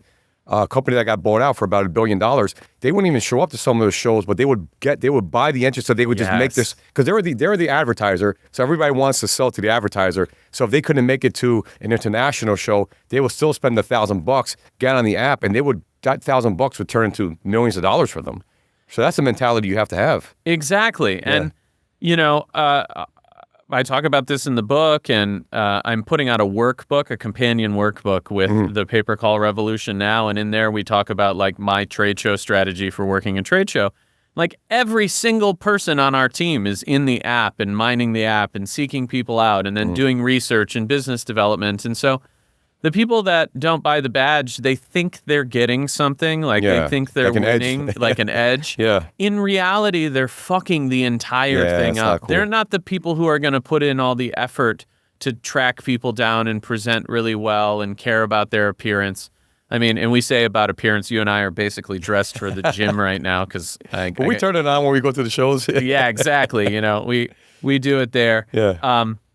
But I think you're exactly right. And like the poverty mindset puts blinders on people so that they can't actually see how to maximize their opportunity. Like if you have an app filled with thousands of people who want to do business and you don't want to pay the $1,000 to get access to the app, like that says everything I need to know about the person, because the solution is not at the chandelier bar in the lobby. The solution is on the exhibit hall floor. The solution is in the app.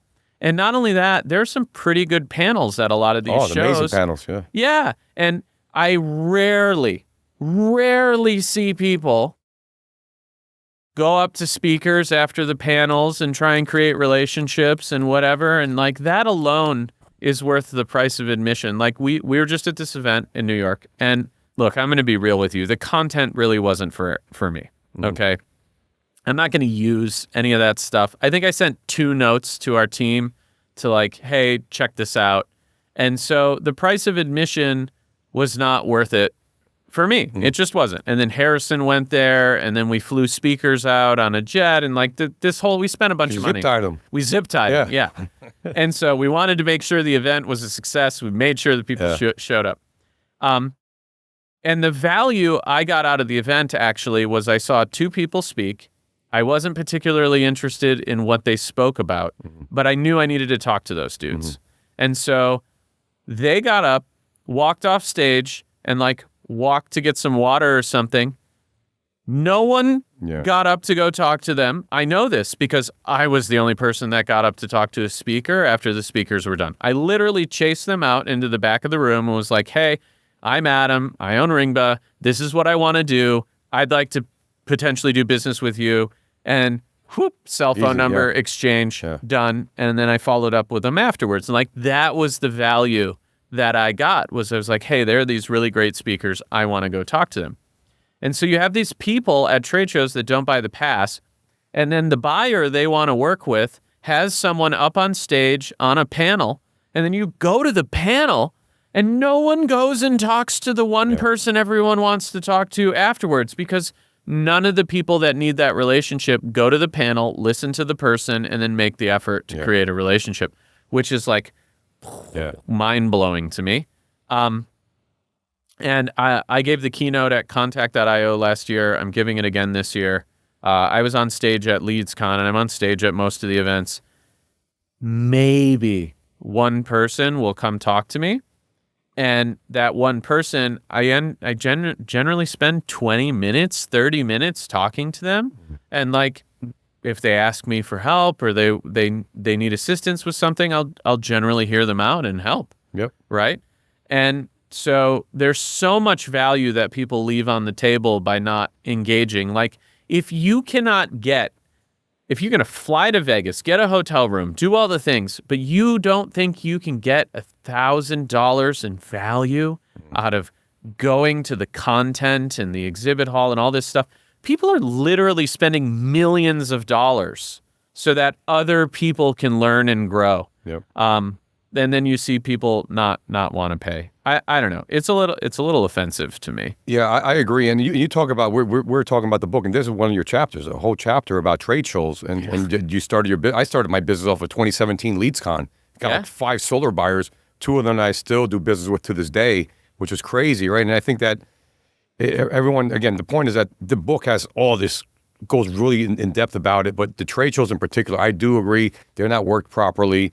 I built my business on trade shows. We still always get value out of trade shows, even stuff like we went to RoofCon last year, and I have a guy from 9 months ago I met. We're doing some commercial solar deal with this guy. I saw him again at SolarCon. Like, it doesn't always happen off the first event. It might happen second or third or fourth, but they see you. You seem like you're legit. You're buying the badges, so you obviously have some money, right? You dress well, present well. It's consistency at the end of the day. And then going back to the panels, what I used to do is I would go to those panels if I was looking to expand our mortgage lead division. I would go to where the mortgage buyers were speaking.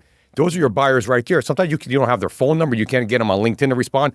And I went to one of them one time, and I started selling him leads, right? And I did exactly what you said. And because the people that are watching them speak, they're also going to probably be other buyers as well. They're looking to get insight from a Quicken Loans or, a multi-billion-dollar organization that's publicly traded. So if you, those are little tips of the trade that I don't think that a lot of people do take advantage of. But if you don't buy the damn pass, you're not going to get access to the panel, right? So you got to get the damn pass. Exactly. Yeah.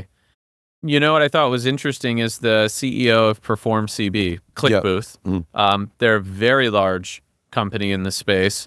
She reached out to me on LinkedIn at LeadsCon and just simply said, hey, I'm speaking at LeadsCon. You're speaking at LeadsCon. We should probably connect just in case there's any business to get done. And what's crazy about this is they're our customer. They have been for a really long time. Mm-hmm. I had never met her, but as the CEO of this big company in the space, she clearly goes down the list of every single speaker and writes them a personal message and connects Wow. with them before the show. And I thought that was brilliant. Of course, I'm going to connect with her, and if she ever needs anything, she can reach out. And so the most successful people, the richest people, the most powerful and influential people in any industry, they go to the show, they buy a pass, they're speaking on stage, they're big exhibitors or sponsors of the show. Like, why would you not want to be around these people? Like, those are the people I want to hang out with. I don't want to hang out with the people who don't want to buy the pass and want to spend all day at the bar. Like, I want to go spend an hour with the CEO of one of the most successful companies in our industry and like chase that person down and just ask them a bunch of questions about like, how's your business? How's it growing? Like, what are you learning? What's the most concerning thing on your mind? Like, where is your energy focused right now this year that it wasn't last year, and why? Like, there's like a million questions. And I want to go spend as much time as I can asking people those questions who are already super successful, right? And I just think a lot of our friends in the industry are missing the boat. Yeah, you're right about that. And the last thing I'll say on that topic is proximity, right? Proximity is key. You got to be in where the decision makers are, where the buyers are, where your potential next partners are, and they're there. So yeah, for that, whatever that price is, I mean, I've spent a lot, but it's generated X amount. So have you. Yeah. And you're talking about Manny Zuccarelli, right? $100 million Gold Award winner. You met him 7-8 years ago at LeadsCon. He was a solopreneur at the time. Now he was in a suit. Yeah. He was in a suit, and he came up to our booth. Yeah. I mean, it doesn't get any more clear than that. I met a lot of people that way in our industry who are really good friends and put the time in. And, it's a process, but it's worth the investment, right? Yep. We're doing InsurTech Connect. It's a tough show. It's so big. A small percentage of the people that go there are our target audience, and it's super expensive. But we're like, all right, well, we're going to make this work. We're going to do the work. We're going to sift through the people. We're going to collaborate with the trade show, and we're going to do whatever. And the reality is it may take a few years for us to get it right. We'll probably spend $500,000 before we see a return on that. But if you believe and understand the value of what you're doing, it's an investment and it will yield. But, you can't sell the dip, right? And I think so many people, if they don't see an immediate return on something, they'll sell the dip. Yep. And then they lose their opportunity effectively. And so I love that I see you consistently at trade shows and consistently doing the things that help you become successful, because consistency is key, right? Yep. Like, if you work in business long enough, you will be successful if you keep banging your head against the wall and learning. The people who don't make it in business are simply the ones that quit. Absolutely. Great. That was amazing. And I'm glad, again, I wanted to dive into the book with this time, and that's right there. You talk about it. There's a whole chapter on that. We went even more in depth into it. And I love trade shows. I feel like I should do something on trade shows too on the LFG show, but amazing. That was great. Now, going back to the book, another thing I think that's really important, and you talked about this on the affiliate marketing show, is picking the right verticals, right? And that's a whole chapter. And I almost feel like a lot of success or failure, if someone's new, it contingent upon which vertical that they choose. In my particular case, I chose solar because I had I felt like I had a competitive edge. I had contracts with utility companies, which they're involved in energy. I heard them talking about solar's coming up. There was like the government was backing it. There was all this pro stuff. And plus, guys that I knew from my old call center days were all gravitating towards solar. The money was there, and they were reaching out to me for help because they knew I was like a call center whiz. So I was able to marry a few things, and then I hit the ground running. I had an edge there, and I feel you talk about this a lot. We know there's a lot of shiny object syndrome in our industry. People are trying to find out what's he doing, what's she doing, and then they try to jump into it. And I feel like the vertical you choose is almost like as important as in relationship, who you're going to date, who you're going to marry. It could be the difference between success or failure. So can you elaborate upon that and the importance of that? So I got a phone call the other night, and this gentleman was like, I'm looking for some advice. I'm having some wins, some failures, some ups and downs, and I want to work on all these opportunities. Like, how do I select the 5 or whatever? And I just laughed. I think focus is extremely important. And my advice to this individual was that you need to focus your energy like a laser. Yeah. Right? If you're spreading it all over the place, you cannot focus. And so in my life, and I'll get to the vertical thing, but like in my life, I want as few distractions as possible and as most stability as possible. I don't particularly like, I don't seek out new friends, for instance, right? Like that's not something that's exciting to me. When I meet people in our industry, or like you and I are friends now, that came from like years of being in orbit, seeing each other do business, our mutual reputations in a space. Like, I don't have to really worry about our friendship that way. You're like a serious human being. And so I can talk to you if we have an issue. We can collaborate. We could do business. We can hang out. We learn when we're around each other. Like, these are the type of things I look for. And so, like, I don't want to seek out new energy to come into my orbit, because I want to focus all my energy on as few high value things as possible, whether it's my health or education or relationships or business. I want as few high value targets as possible to work towards. And so I think this advice translates to business in a really important way. Harrison and I used to constantly be thinking about what's the next big thing? What are we going to do? What campaigns do we want to run? And in reality, that really held us back. And so now we ignore almost all opportunities. People hit me up on a daily basis and want me involved in things. My default is no, right? Like no matter what it is, the answer is no. And if you're going to be persistent and try and convince me, like maybe I'll listen a little bit, but the answer is probably still no. Because I want 100% of my energy focused on my most important thing, which is my mission. It's growing the industry, Ringba, and what we've talked about on this show. And so if you're new in any business and you're trying to find all the opportunities, the reality is most of them you could probably be successful at, right? Like in pay-per-call, any vertical people are making millions of dollars in. Like people are like, where are people making the money at them? And I'm like, I don't even, like we service customers in hundreds or 1,000 verticals. Like I don't even know how many verticals they're in. And so it's kind of a silly question to me when people ask, like, what's the next big thing? Whatever. And I always follow up with a question, and that is, what do you know the best? right? Are you an insurance agent? Did your dad own a mortgage company?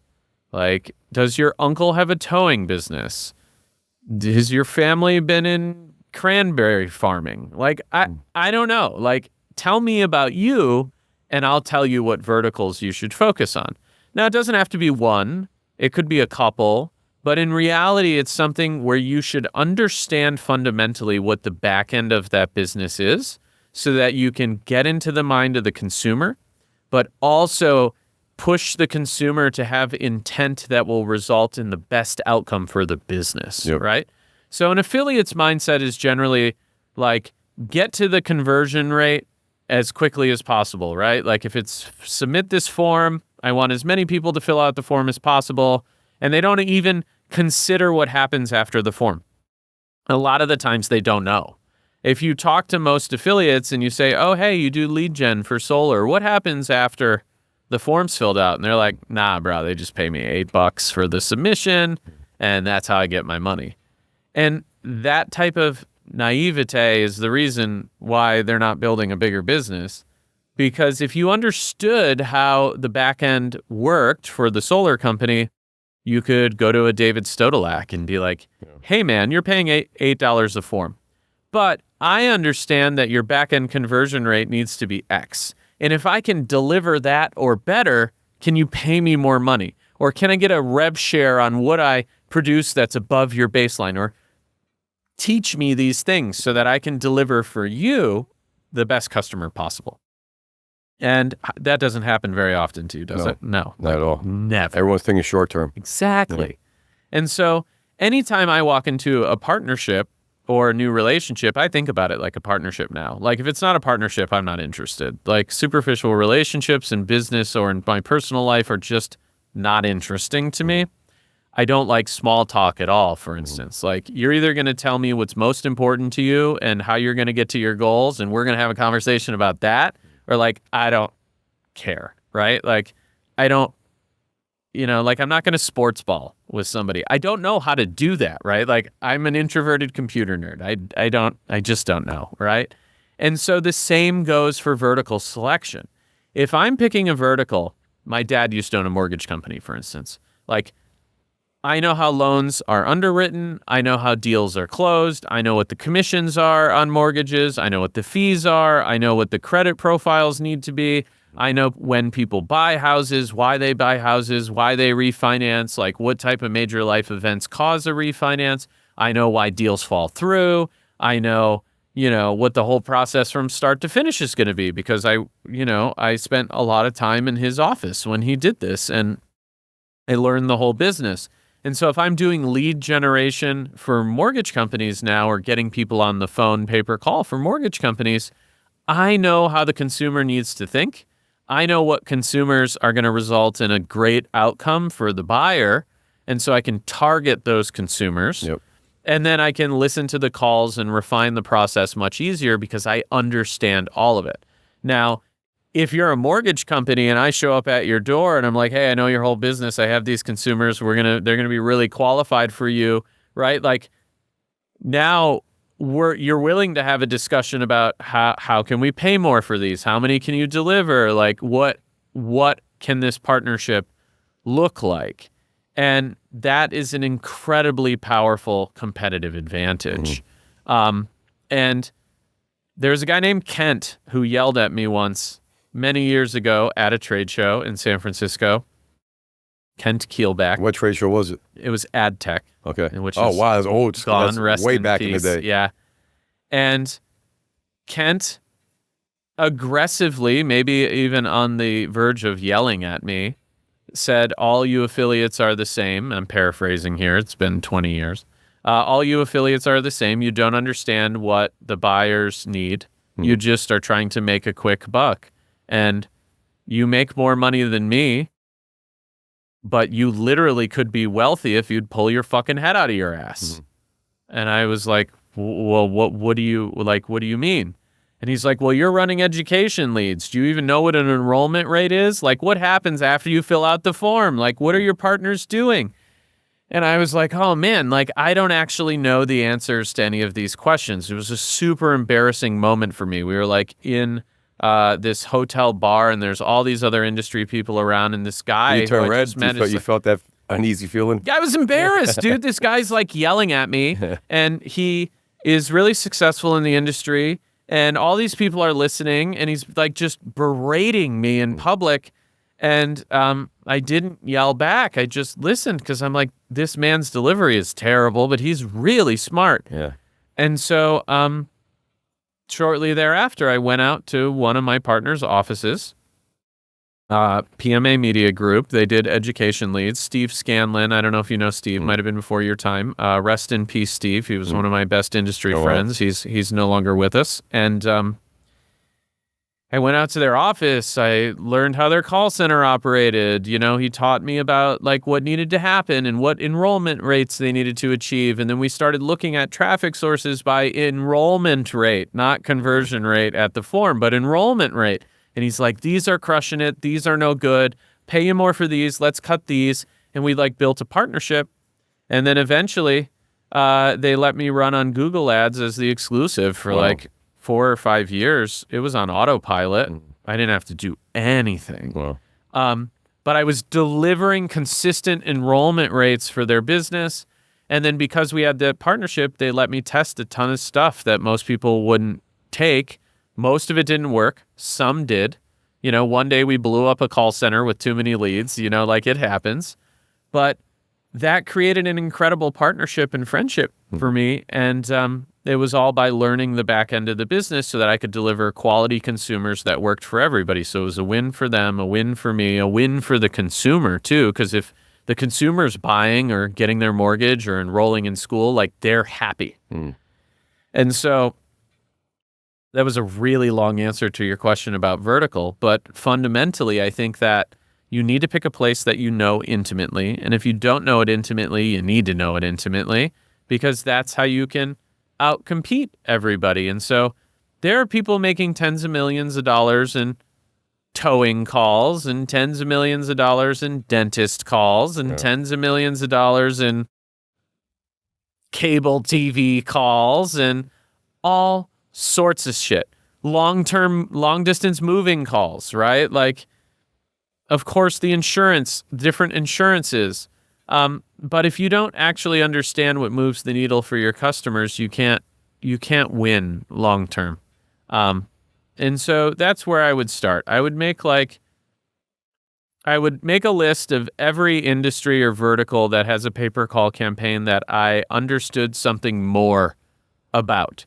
And it could even be, I just blew out a tire on the expressway and spent 2 hours changing a tire on the side of the road and like almost got killed while cars are whizzing by or whatever it is. Like that experience is enough to say, wait a second, like I know how a consumer feels when they're in this situation, so I can recreate that feeling in the ad copy so that you can target those consumers better, right? Yeah.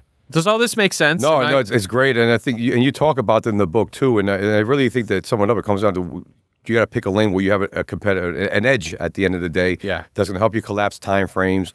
And you have to invest some time into it. That you got pretty much dressed down by this guy, but a lot of people would have been like, oh, fuck that guy. I'm going to do it. What a jerk off. But you were like, I want to actually take action. I'm going to take heed to what he said. I'm going to go to one of my clients. I'm going to dive in with them, get to understand it better. And that's what I did with solar. I remember going to Louisiana to a client that I knew was going to blow up. They had 30 agents.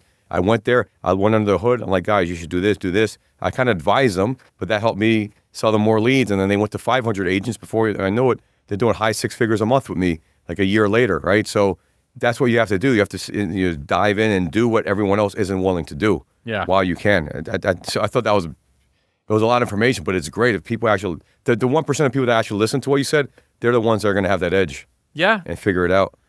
Yeah, and I think the reality is 1% of people, or let's say the 5%, right, are the ones that can really find major success in life. But it's because they're willing to do things that other people aren't willing to do. Like earlier, we talked about comfort zone. They're willing to step out of their comfort zone. And then they want to spend the time to engage with people on a deeper level and learn from people that are at a different stage in their journey. Yeah. Right? And so, I mean, I still do this, right? I listen to podcasts, I listen to books, I read constantly. It's the same thing. Like if you can really sit down and study the people who have already accomplished what you want to accomplish and what their behaviors are and how they think, then you can essentially model what you're going to do on those people. Yep. Goes back to what I said earlier. Success leaves clues, and so does failure. Failure and success both leave clues. It's like, what lane are you going to choose, right? So going back to the book, which is all full of great stories, there's one chapter in particular that blew my mind away, because it's you really went in depth. You from A to Z, how to start in pay-per-call, whether you're a novice or someone that's been doing it for a while, maybe you're stuck, or someone trying to break the affiliate curse. The one thing you talked about that I was really surprised you went into was the psychology of advertising. Yeah. So can you elaborate more on that? Because I thought it blew me away. You really went into in depth, and psychology is a whole other. You talk about that for hours and hours and hours, right? So let's talk about that and the golden nuggets from that chapter. Yeah. So on a one-to-one basis, the psychology of advertising doesn't work. But as you scale the pool of people bigger and bigger and bigger and bigger, you're more likely to reach someone through advertising. And what we're doing when we're creating an advertisement is we're effectively mining a human brain for a memory or experience that someone already had. And we're trying to get what they felt during that experience up into their conscious so that they can make a decision related to that. So most people are emotional and they make decisions based on their emotions. And humans share experiences, how they feel, and memories. And it's our job as marketers to find a memory that is shared among lots of people. And those memories could be all sorts of different things. They could be, in the book I talk about debt consolidation, people having debt. And so there's a large group of people in America that have debt, and they feel uncomfortable about that debt, and they want to do something so that their life can progress and move forward. And so those feelings that an individual has are shared among a large group of people. And we want to speak to those people so that we can help them. And I want to be clear, I'm not talking about manipulating someone into doing something that they don't want to do. That is not what we're talking about here. We are talking about reaching a group of consumers that need our help. And a lot of people need help getting out of their own way. And we can help people do that and unlock the solution to their problems by bringing out the memories and feelings that they have and directing them towards a solution. And debt can be crippling. I, for one, was in $50,000 or so in debt when I moved back into my parents' basement the first time. My business failed, and it was crushing to me. I didn't know what I was going to do. It was like making $500 a week when I started going door to door on commission, and I got to pay taxes, cover my expenses, pay for gas, and then somehow pay back $50,000 in debt. It's not. And so it was debilitating for me. It hurt every single day. It bothered me every single day. And I didn't know what to do about it. But if I saw a way to help deal with that, I would have engaged with it. And so I would have had to first feel the memory and the emotions about the debt before I'd be willing to do something about it.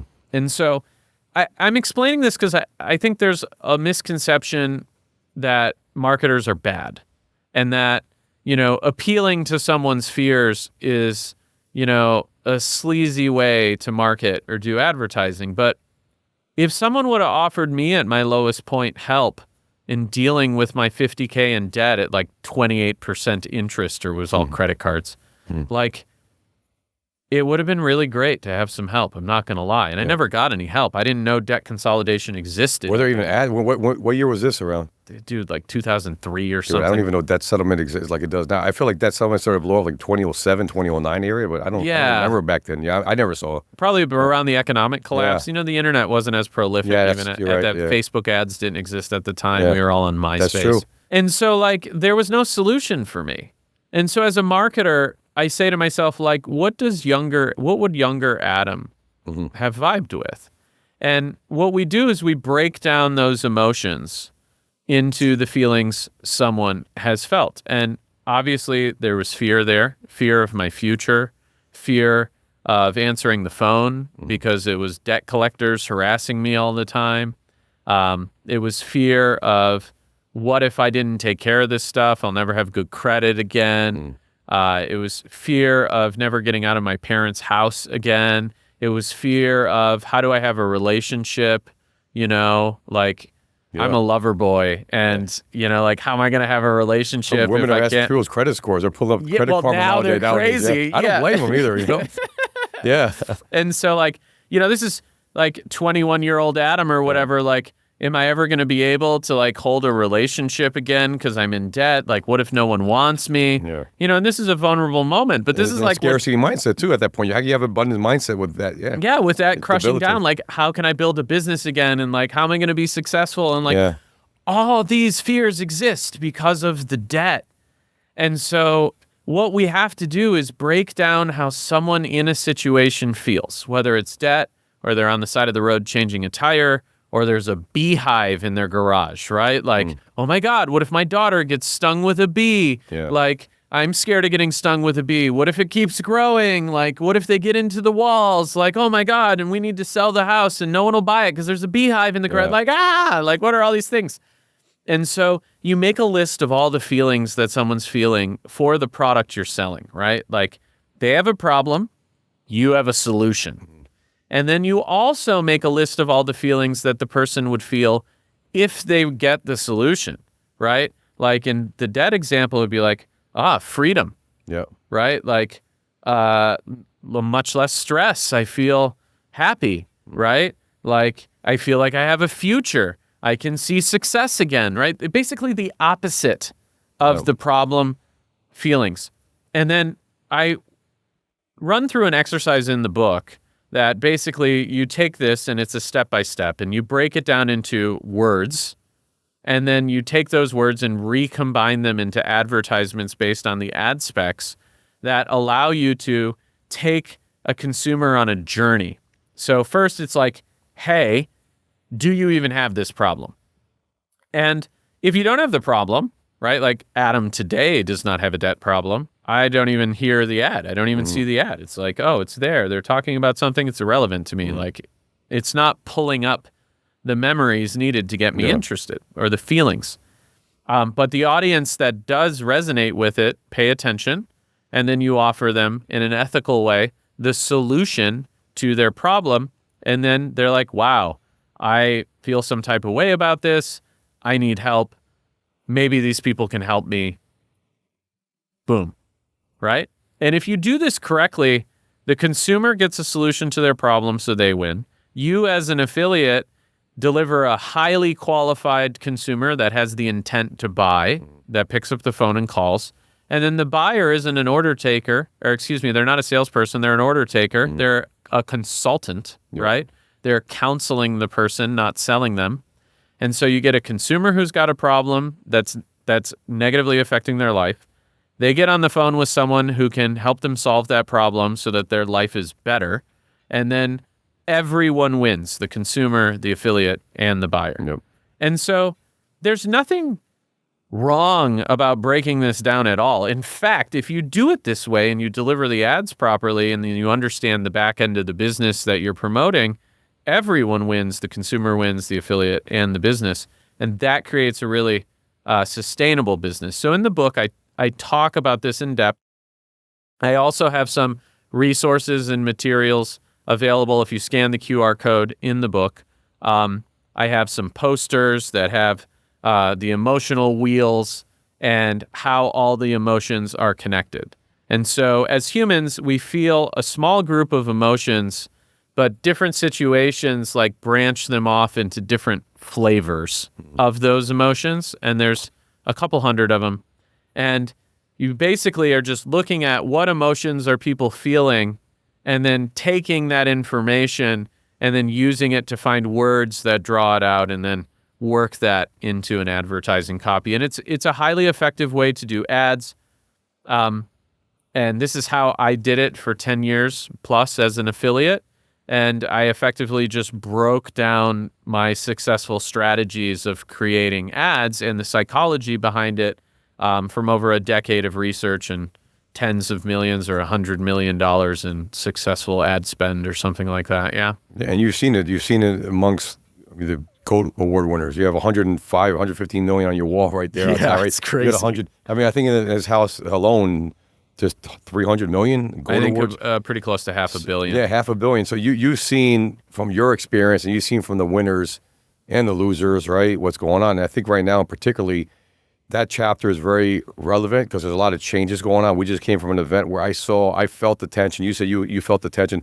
People are nervous of what's going on in the insurance space, particularly with ACA, because there's a lot of heat on people that are running non-compliant ads and doing shit the wrong way, right? So there is any time there's big money involved, there's people that they kind of do things the wrong way and it messes up things for the whole industry, right? So you could do it right. Well, that's because they don't understand the strategy or the process to actually do it right. Yeah.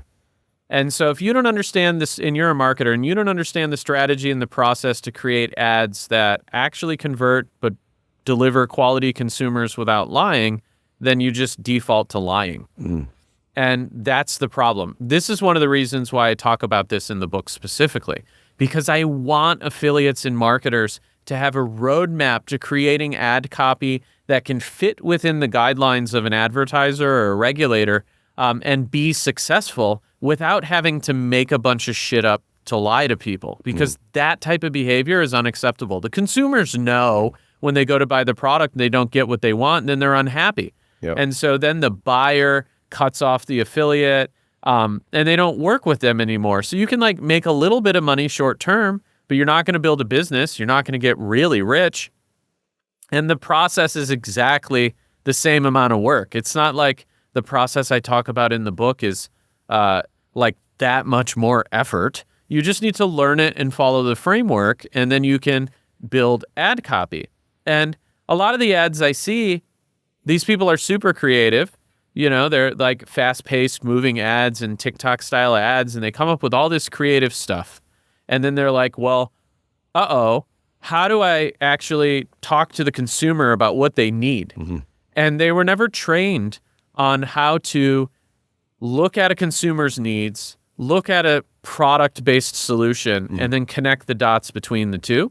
And that's what I teach in the book. I teach people how to connect the dots between getting the consumer's intent correct, finding the ones that want the solution, and then bridging the gap to the solution so that the buyer's happy too.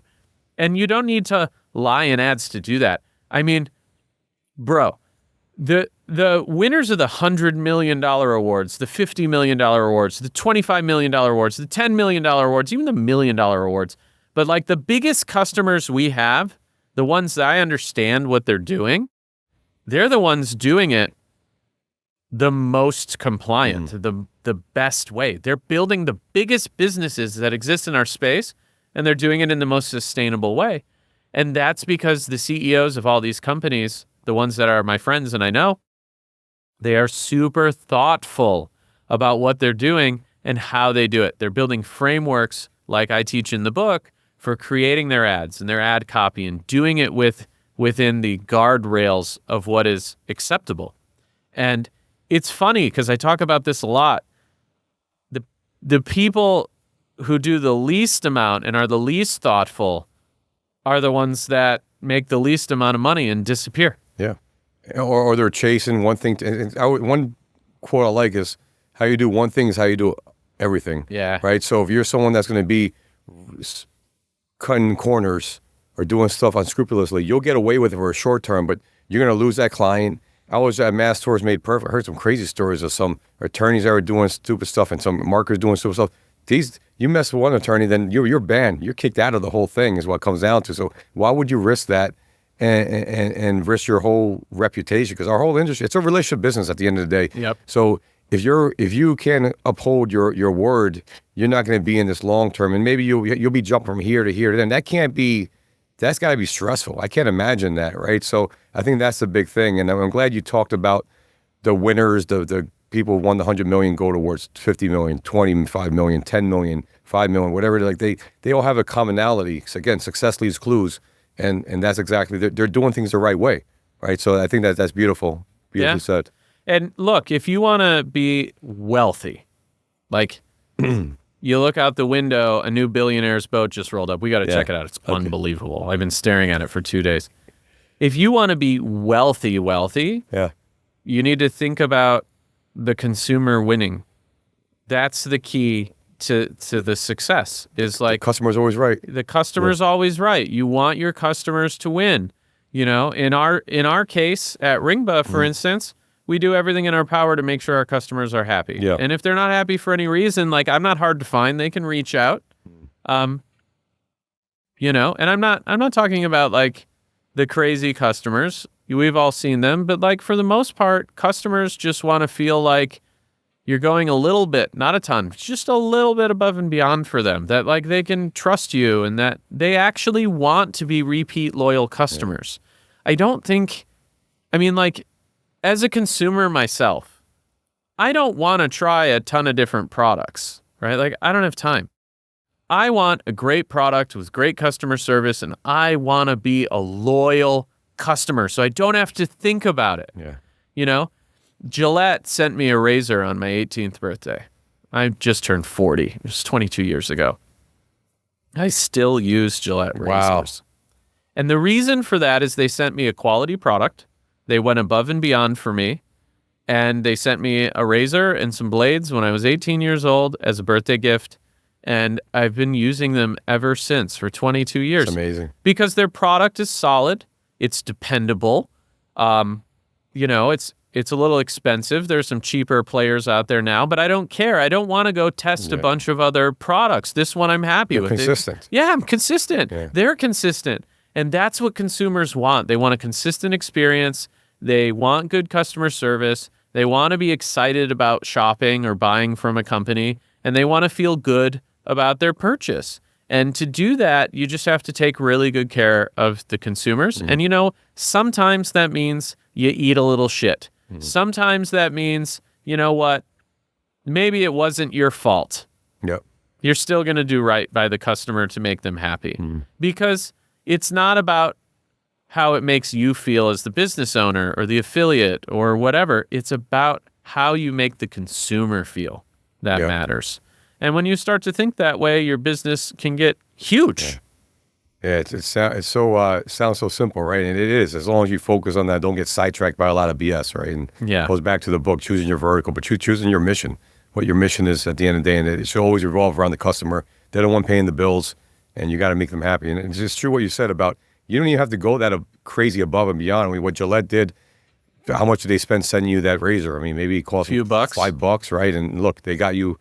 You're probably going to be with them until, you know, for the rest of your life, you know, 4, 5, 6 more decades, whatever. But that's amazing. So I'm glad you touch upon that. Another thing, now going away from kind of tied to related to this, in the book you talked about something that I thought was amazing. You talked about call fraud and the importance of quality assurance and building a QA team. And I have a lot of experience with quality assurance running call centers. I think one edge that my call centers have had over other call centers that we put money into quality assurance. And this was a battle I had with an old boss of mine that didn't want to invest in quality assurance.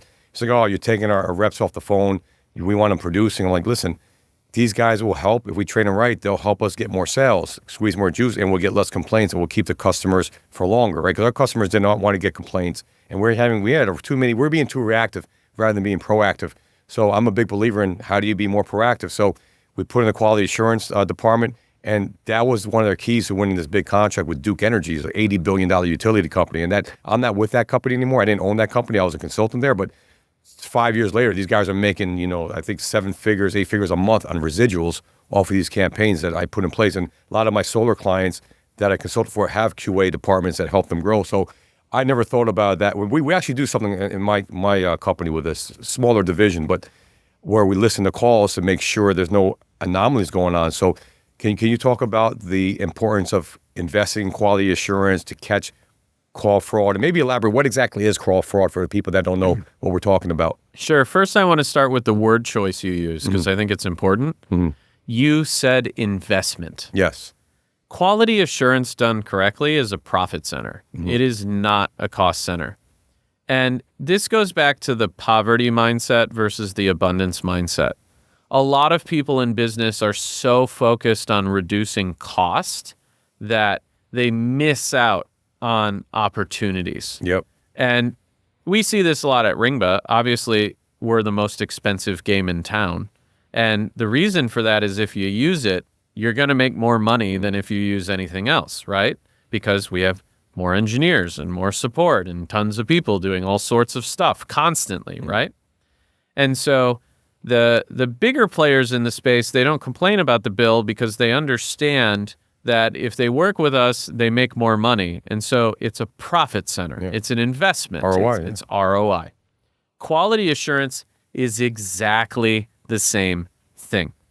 And the reason for that is twofold. One, you can catch buyers doing bad behavior. We'll touch on that in a second, the call fraud you're talking about. And two, the amount you can learn about the consumer, which then goes into a feedback loop for your advertising, is unbelievable. And so no matter how big or small the campaign, if I were running it, we'd be doing quality assurance from day one. There's no question about it. And if I couldn't afford to hire people to do that, I would do it myself. In fact, I would do it myself anyways, if this were my business, right? Like we don't run calls. You've done it before. I mean, when you were in the weeds. Yes. Yeah. So the reality is, if you listen to the phone calls, the consumers will tell you what's working, what's not working, what ad copy works, what ad copy doesn't work, what they're confused about, what their desires are, what their problems are. And you really just have to go through every single call, not some, every single call, and listen to the exact words the consumers are speaking. And you can do this various ways. I like to listen to calls because you get the vibe, the tone, right? When you're face-to-face with someone, it really changes everything. And when you hear their voice, you know, the text doesn't always show the emotion. Yeah. And so I like to listen to it. At scale, transcription is also very effective so that you can read the words if you're looking for the keywords. And so both used together can be really powerful. For instance, if you have 100 phone calls and 10% of those calls, the consumers are agitated when they're calling in, are they agitated about their problem or the way they were marketed to, right? And so maybe a percentage of consumers are really sad, but it's related to the problem they're calling about, right? You understand their emotional state when they're calling in. So you can go back to the psychology of ads and the exercises that I teach and like modify what you're saying. And then with the transcriptions, or if you just listen and take notes, you can look at the transcriptions and see the exact words the consumers are saying.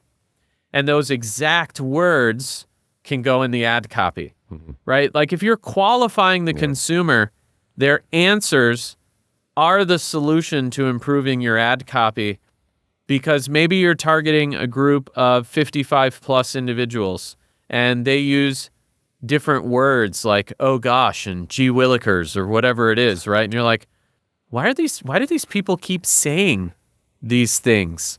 And then you realize, oh, wait a second, like that's how they're describing the problem they're facing. And then you take those words, you put them in your ad copy, and now you're speaking to the people. Subconscious, Yeah, subconsciously. And so that's really powerful. Also, with Google ads or Bing ads or anything that's keyword related, negative keywords are super important. And so you listen to the phone calls and then the consumers are like, oh, I have this problem, but that's not what you sell, right? And you're like, oh crap, like we're pest control. They're looking for where to buy honey, right? And you're like, oh, wait a second, I need to make sure honey is a negative keyword or something of that nature. And so you can even more so target the intent of the consumer, which lowers your ad costs, right? Negative keywords will lower your ad cost by listening to the calls and reviewing the transcriptions and really understanding what the consumer's doing. Now, this can be a gold mining operation because if you have 100 consumers, or let's say you really need to listen to 1,000 calls. If you have 1% calling in for pest control that are asking for honey, you need to listen to 1,000 calls to find 10 of them to see the pattern. Yep. You're like, oh, but you can chop off 1% of your ad spend. Now, if your margins are 12%, now they're 13%. How many times can you repeat that process as you're going through negative keywords and consumer intent and changing your ad copy? And you know this because you've been in the business long enough. When you're a scale media buyer, even if it's just one dude, right? Like when Harrison and I ran ads, we did the media buying. It was just the two of us. And so two people can manage an eight-figure ad budget. Yeah, no absolutely. sweat. And so we would always get really into the weeds to figure this out and like look into the consumer behavior, because if we could spend more money on the advertising, we could win more of the clicks. And so we'd run at lower margin. And so we'd be like, how do we shave 0.5%, of spend off? And this is exactly how we do it. It was just like listening and understanding what the consumer is saying and then modifying the advertisements. And then also, consumers will say some crazy stuff on the phone and you won't expect it, but it's very powerful. For instance, in ads that it's like drilling for oil. You're like, drill, lose money, drill, lose money, and then, right? Yeah, like, I'll listen to, yeah. you're like, holy crap, my ad Yeah, creative crushed it. We're spending $30,000 a day on this one ad.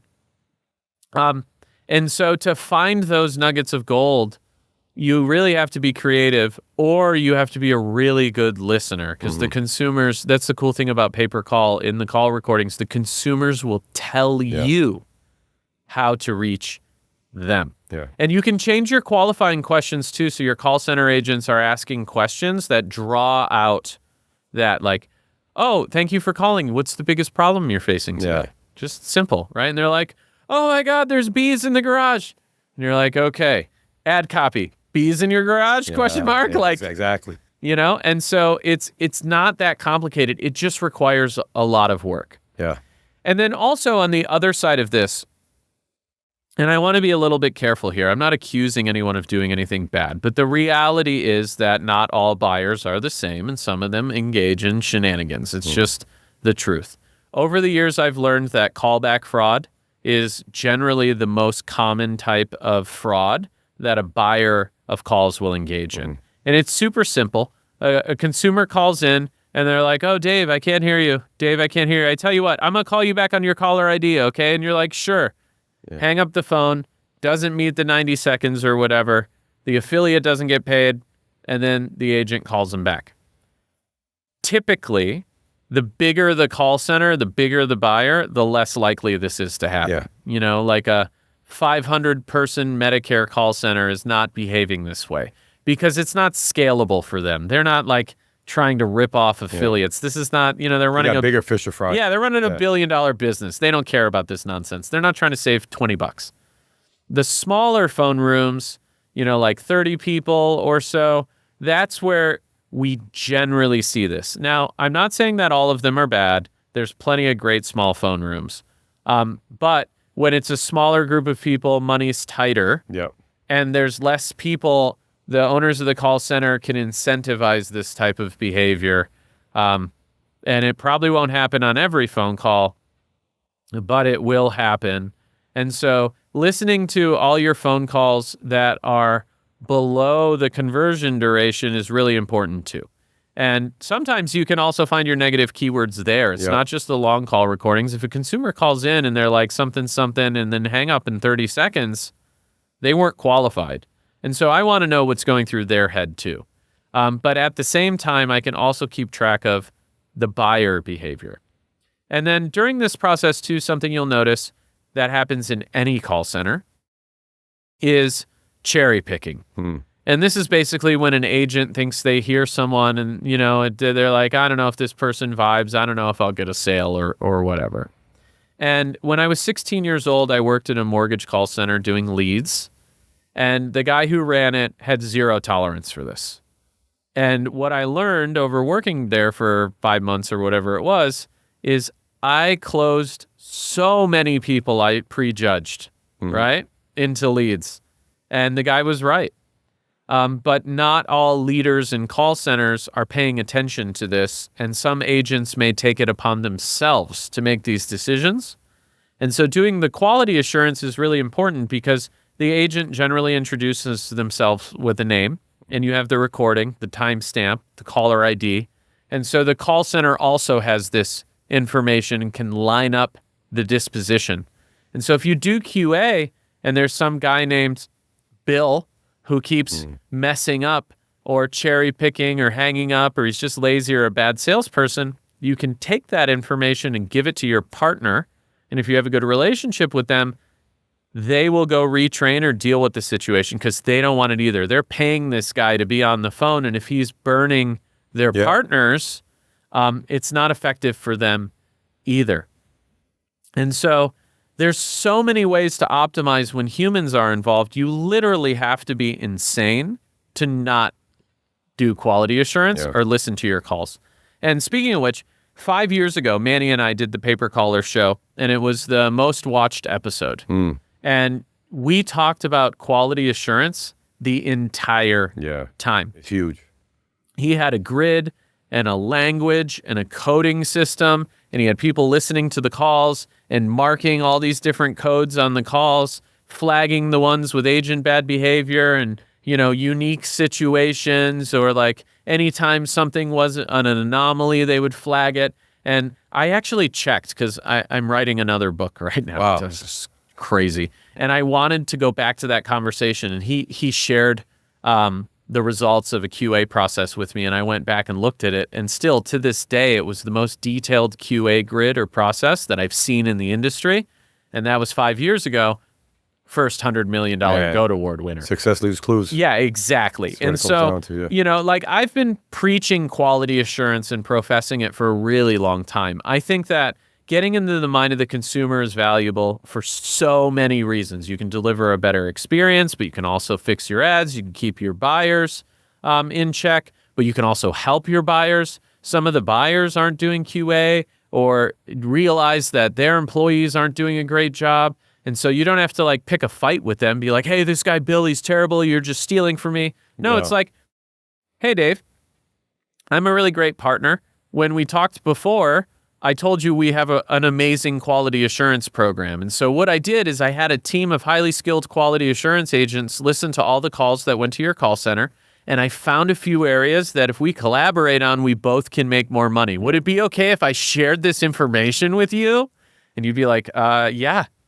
Why are you so excited? Right? Like, and then I'd send it over and I'd be like, look, I think you have a couple agents that need training, or you might need to deal with this situation, probably costing you a lot of money. And then also these agents are amazing, right? Like they have the highest close rates. You should maybe, can we listen to some of what they're doing and use it to train your other agents?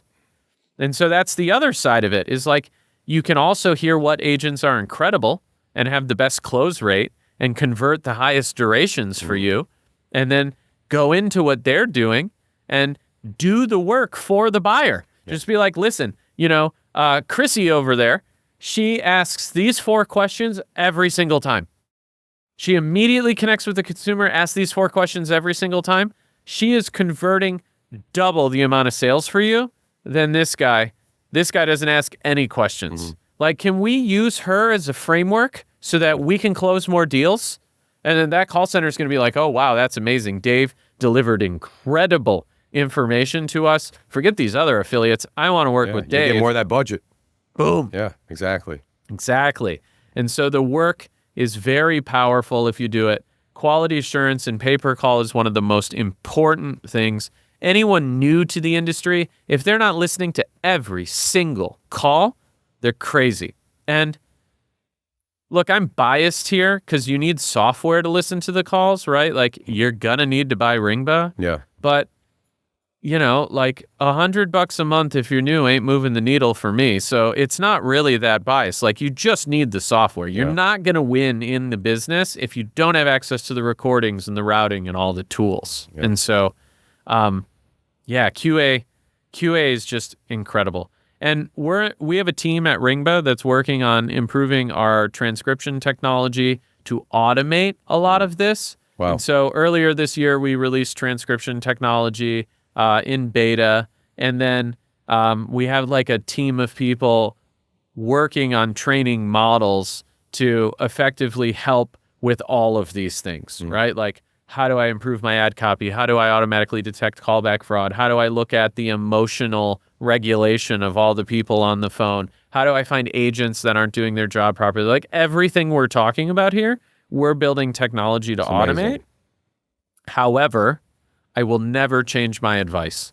And that is, if you are new, whether you're new to the business or you're a new employee, you need to listen to 1,000 phone calls from beginning to end, or you do not have enough information. And I mean it, 1,000 phone calls in the category that you are working in, because no one else is doing that. And so if you do that, you'll understand it better than everybody else. That was, yeah, what you just said was amazing. And I've seen it in my career running call centers, and currently QA gives you that edge. And we're all looking for an edge. There's a lot of people in our industry looking to get into it, and some guys are playing unfairly. They're running crazy angles or whatever. So you're competing against some people that are just doing stuff they shouldn't be doing. But if you have QA on your side and you have these ingredients, it's going to give you that edge. So one thing I want to talk about this book, and I've heard people say this, and not just with regard to this book, but also, John Castle has a podcast. I have a podcast. There's some people who maybe it comes down to the scarcity mindset or nervousness or anxiety, where they're like, why are you giving out all these secrets, the secret sauce? It's going to make it, you're going to bring in all these people like kind of like amateurs in the industry. They're going to mess it all up and blah, blah, blah. What are your thoughts about that? Has anyone said that to you, or am I the first time you heard this? I've heard some of it. I mean, look, what I have to say to that is, in 2015, when we started Ringba and we went to trade shows to talk about pay-per-call, there was no one there. There was Anthony Paluzzi, ring partner, and Eric Evans. Man, that wasn't even that long ago when you think about it, right? It's almost 10 years. Yeah, but when you say 20, it sounds like 20, 30 years ago. It could be, right? It's crazy. Yeah. Feels that way. And at that time, there was no one evangelizing pay-per-call as a business. And so, look, you don't have to tell me where the rumors come from or what people are saying, but the reality is here that Ringba is a big part about why these people have the opportunity they have today. We've spent millions of dollars, not 2, not 3, like many millions of dollars, evangelizing pay-per-call. And what happened? People now have huge opportunities to grow their business in the space. And so I would counter that argument with pay-per-call is still very new. The opportunities are endless. And if you teach people how to do this and bring more people into the industry, everyone has a bigger opportunity. Now, if someone has the scarcity mindset, the poverty mindset, and they're like, oh God, some more people are going to come into the industry and take our opportunity, those people are never going to be successful anyways. The people that are going to be successful are the ones that are watching, and they're going to go, oh, Adam's going to bring 100,000 people into the industry. Affiliates, insurance agencies, pest control companies, everyone at every part of the value chain. He's going to go find them all and bring them into the industry. Okay, I need to figure out how to create offers and drive traffic and build a bigger business here so that as the industry continues to grow, I can come out on top. As more people have gotten into the industry, the bigger the businesses that people are building have become. You know, when I met Manny, pay-per-call really wasn't that big of a thing, but now it's huge and it's growing faster than ever, and he's running a giant business in it. And so if people actually think that what I'm doing is going to cause the industry harm, they are out of their mind. What I am doing is growing the entire industry so that everyone has more opportunity. That even means my competitors' businesses are going to grow. I don't care. I want to see as many people successful as possible, and this vehicle is incredible to do that. And so to anyone out there who thinks like, oh, Adam's giving away the secrets, like, this is like bad, you probably should go think about, how do I buy traffic from affiliates? Oh, there's going to be 10,000 more people in pay-per-call? Well, how do I be the first person they call to do business with, right? Phone calls get brokered all the time. Yeah. Like 1 broker, 2 brokers, 3 brokers, 4 brokers, 5 brokers, just crazy. And so what's the difference? Like, more people come into the industry, someone figures out a great idea, the industry grows more, you buy calls from them, make $1 million. Maybe they do exceed you one day and go do their own thing. So what? Make friends, learn.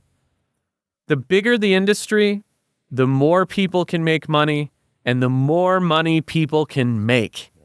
And so we don't want a tiny industry.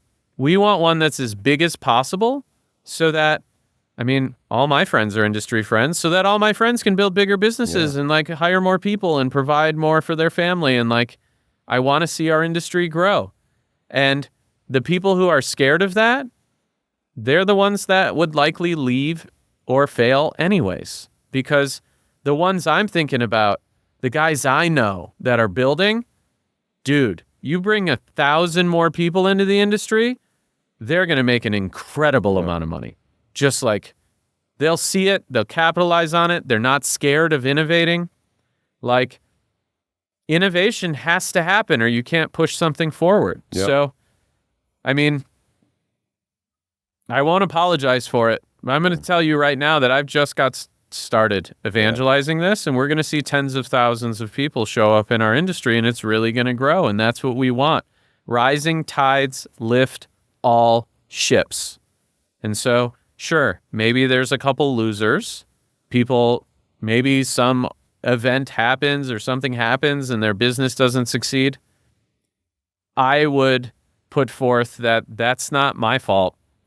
It's someone else's fault for not capitalizing on an opportunity or growing or changing or reinventing their business so they can take advantage of how fast our space is growing.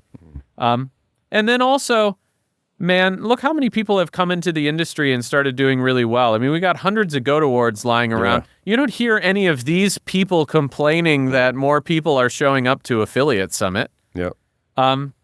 That's what we want. I don't know. Yeah, I agree. It's a sign of rising tide lifts all ships, like you said. And I've done that too with solar. I helped the client in New Orleans. They blew up, right? And there's companies I know that got bought out because that was their main client, and everybody benefited, right? So that's a positive side effect at the end of the day, and it comes down to that mindset. Disruption is good for businesses. Disruption is what at least is usually a result of innovation or someone doing things a little bit differently. So it's a matter of, are you going to adapt or not adapt? And this is the way it's going. So if the people that listen, read the book, they'll listen to the nuggets, and we've shot out so many nuggets here that during the break, I was saying, Adam, we should charge people for this episode.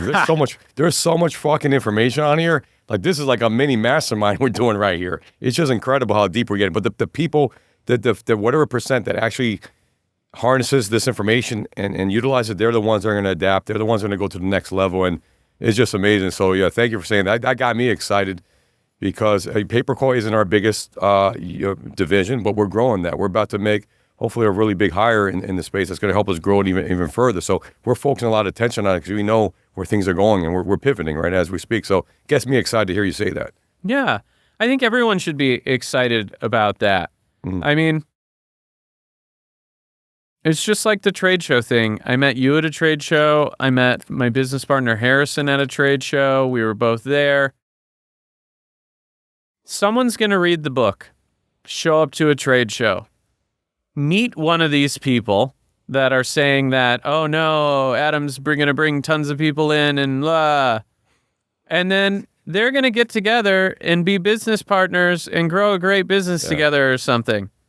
And that person wouldn't have shown up if they didn't read the book. Yep. Like, why would you not want more smart people around you? Yeah. The market for pay-per-call is every business that sets an appointment or sells something over the phone. It's like trillions of dollars. Like, You think Exxon cares if someone opens a gas station? Like, no one cares. And so you really have to be small-minded to think that way. And I encourage anybody who's actually concerned about that to start asking different questions. That is like, oh, if there's 500 more affiliates, they're all going to be looking for offers. How can I build a back end using technology and have all the buyers lined up and automated so that I can pay them more money than they can get for themselves? Yep. You know, now I got 500 new potential affiliates and I'm good at business development and I created a back end and now I got a product, right? Yep. All of the technology exists to do this. I mean, we make it. So if an affiliate out there is concerned about more affiliates showing up and eating their lunch, they need to start moving up the value chain. And they need to do that anyways, because if they're going to stay affiliates, that's always going to be a battle for them. And it's not, do more pay-per-call people show up and eat their lunch? It's, does some guy make the next version of ShamWow and then chew up all the Google ad spend for the keywords they need? You know, that has nothing to do with pay-per-call and prices them out of the market. Like, there's a million reasons why an affiliate's ads can stop running. I mean, it's a curse. We literally call it the affiliate curse, right? And so this is not going to be the cause of that. Something else external will sooner or later.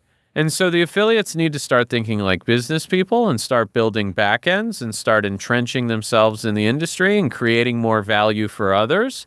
That's how they're going to survive. It's not going to be Adam Young and his book with the funny cover that puts them out of business. I mean, come on, get real, right? Great. And I think what you said about going up the value chain, it's really the key to anything. That's part of the evolution. And how do you know, I started off as a broker, right? Just me. And then I hired somebody, 2 people. And now I have dozens of people on my team, right? You were started as an affiliate. Now you own Ringba. We were author of a book, creating a second book, right? And have a podcast. I mean, we evolve, right? And that's how you create the value. And I think this goes into my next question to you is the question I was going to ask you, which is you probably may have answered it. And I think it has a lot to do with value creation, is that what's the commonality between the top performers you see in pay-per-call with the people that won the $100 million goal award, the $50 million? What makes them different than someone that's just struggling or someone just stuck, you know, in the low 7 figures? And not that low 7 figures is bad. I mean, you have to get to 8 figures, you have to start at 7 figures. To get to 9 figures, to go to 8. But what do you think is the 1 or 2 defining traits or characteristics that separates them from everybody else? Leadership skills. The most valuable thing I've ever learned is how to be a leader. And every single person that is running a big business in our industry or any industry is doing so by leading people.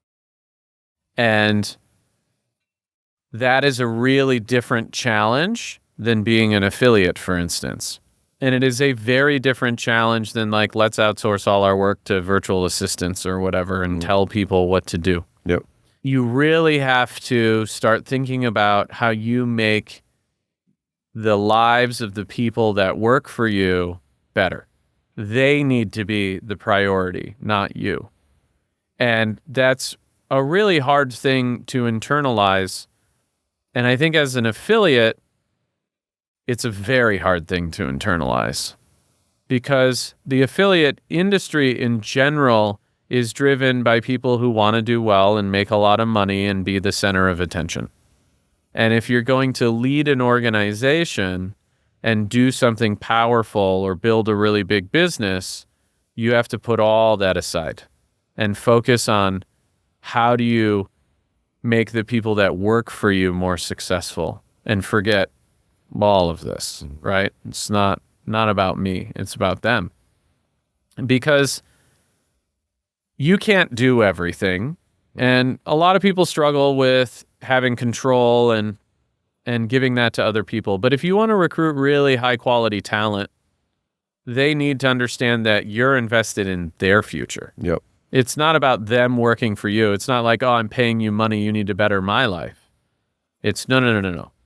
I am giving that person money, but what I really need from them is their dedication and their willingness to subscribe to our mission and make decisions with our values. And the only way you can convince high quality talent to do that is by them knowing that you are working to build an environment where they will thrive and they will be happy. And so something I'm super proud of at Ringba is we essentially have no turnover. We do occasionally let people go for performance-related issues like every other company, but very rarely do we have someone quit. And most of our people have been with us a really long time. And the reason for that is very simple. It is we're here to serve them, right? Like, I want them to grow. I want them to get better. I want them to have more opportunities in their lives, whether they're with me or without me. It's about them. And their mission, also my mission, is about our customers.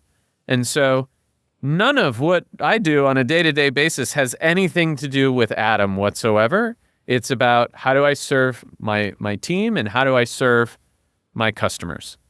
And the biggest companies that work with us, where I have really close personal relationships, they're all servant-led organizations. They're all really great at leadership. They care about their people, and they want more than anything for their people to be successful.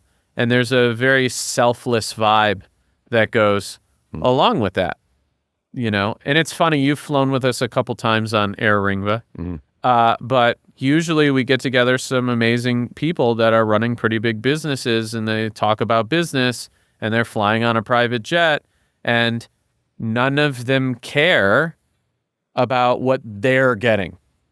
They only care about how their teams win and their customers win. And so in the end, they win. Yeah. And so it's a very selfless but selfish mindset, right? Like, I know if I serve all these people, I will win. The difference is I can't focus on me. I don't know when I will win or how big I will win. That's not on my mind. I genuinely am focused on our people and our customers. You can't fake it. Yep. It has to be real. And so not only are all the biggest businesses and the leaders of those businesses sharing these traits, but they genuinely subscribe to this. It's not lip service.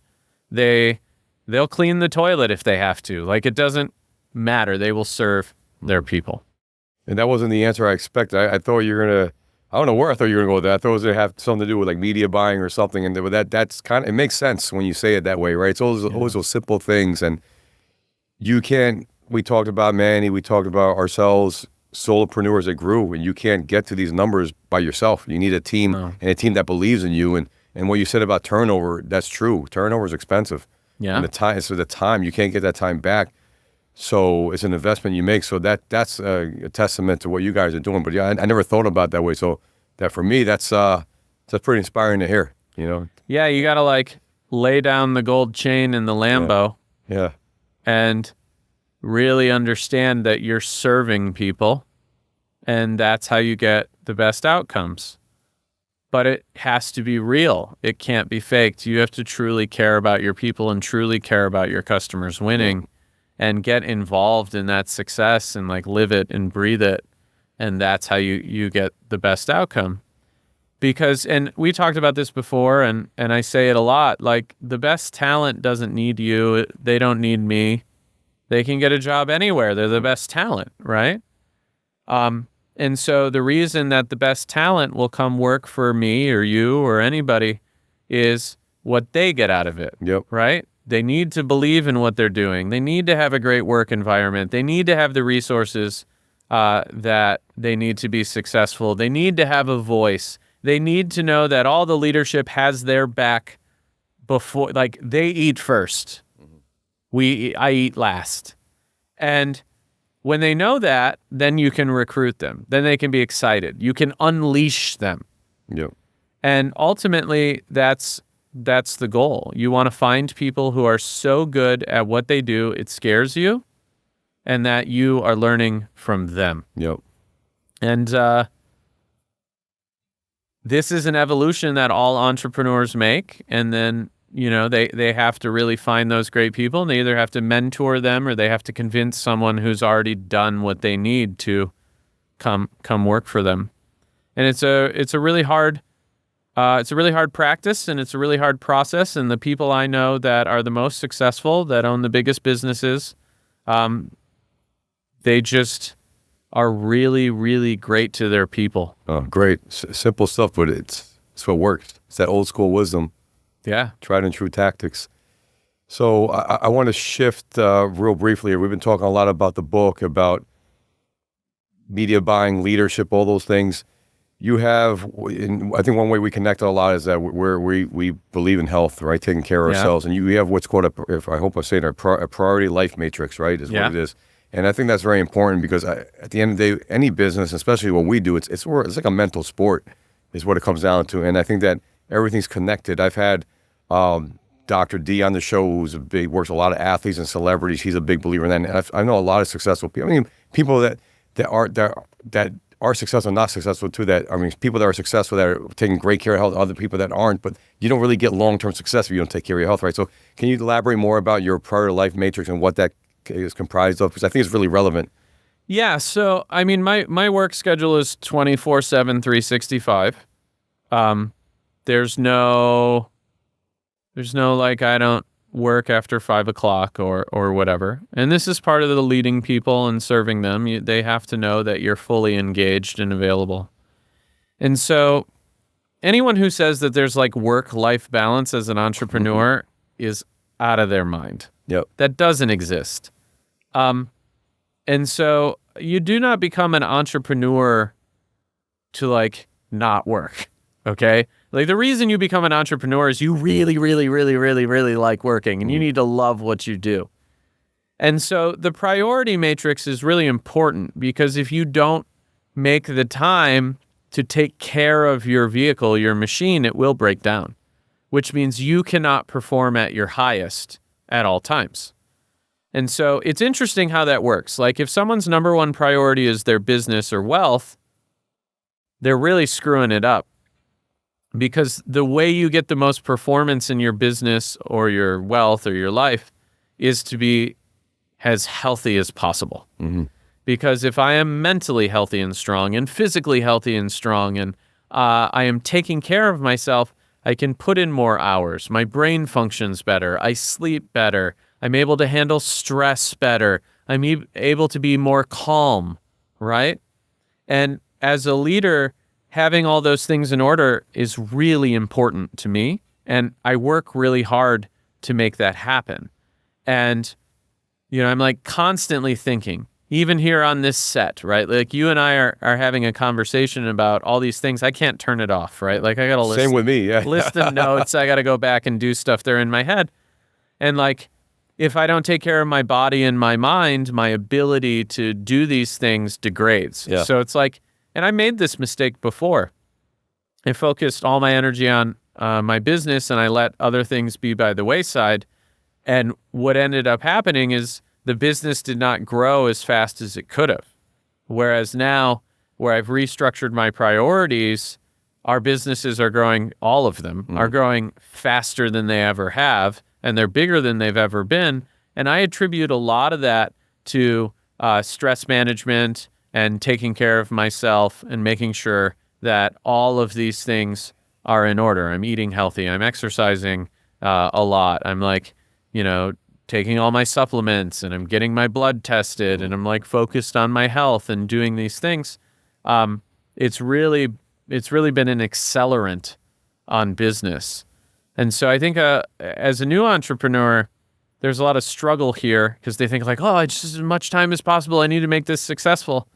But taking that time away from the grind to go to the gym or exercise or turn off for an hour, that's actually more valuable than an hour of like tired work. Yeah, and someone we both know, a good friend, Ankur, I've been hanging out a lot with him at a lot of these shows, and it's, man, like Success Leaves Clues. He gets up really early, 4 a.m, 3 a.m. Goes to bed. He's very regimented, and you are as well. I feel a lot of successful people are very regimented, right? They don't negotiate. I got to be in bed by 9, I'm in bed by 9 or 8, wake up this time. he's actually had a positive influence on me. I've always been into health, and where I move right now, we're right in the water, which is great. I get to sprint on the beach. But one thing I would do, I'd wake up right around 7:30, and I felt like my kids would wake up like 15 minutes later. I couldn't get ahead of the day. I'd work out rushed, and I get a lot of ideas when I'm working out. That peace of mind, which is great. I will get all my ideas. I know a lot of times I would shoot you texts. Hey, I'm at the gym. We were shooting each other texts, right? I'm at the gym too. Yeah. Like all my great ideas. But it's also, I think it's also because you have that peace of mind. Like there's no one there that can interrupt you. It's just you, right? Yeah. So he influenced me. He doesn't even know this yet, but I've been getting up recently the last like 4 or 5 days at 6:15 in the morning. I'm trying to work up to 5 in the morning. I'm taking a little step, but God, what a world of difference. I have a good hour and a half to myself. The kids are sleeping. No one's bothering me. I walk on the beach, and it's just like, it's been great for me the last few days, right? And I feel like I'm reading like a new book, actually reading the book instead of actually doing it, because I do Audible as well. But I mean, those little habits, it might sound simple, but it goes a long, long way. And you become like the people you hang out with at the end of the day, right? So if you're hanging around people that are healthy, you're going to be healthy, right? Or people that are wealthy, you should be wealthy, or you'll pick up, some of those habits. So want to thank you for that, because I feel like you've been a good influence for me on that. Anker's been a good influence on that, and people watching this, I know, especially when you start off new, it's hard. I think you've explained to me, you went through your situation where your health wasn't the priority. It wasn't for myself either, and I hated myself for that because I knew better, right? But I think that if you really want to get to the next level, you got to do this. So I like the fact that you talked about that, because it's something important that I think a lot of people brush aside, and you have to make it a priority at some point. And I think for each person, the formula here is different. Yep. You have kids. They get up early, they have to go to school. I don't have that in my life right now. And so I've always been a night owl. I get my best ideas at night. I like to think at night. Yeah. And so I'm not an early riser. I'm not either. Yeah. Yeah. Like, I think you can restructure it so you can get that hour of peace and value. Whereas for me,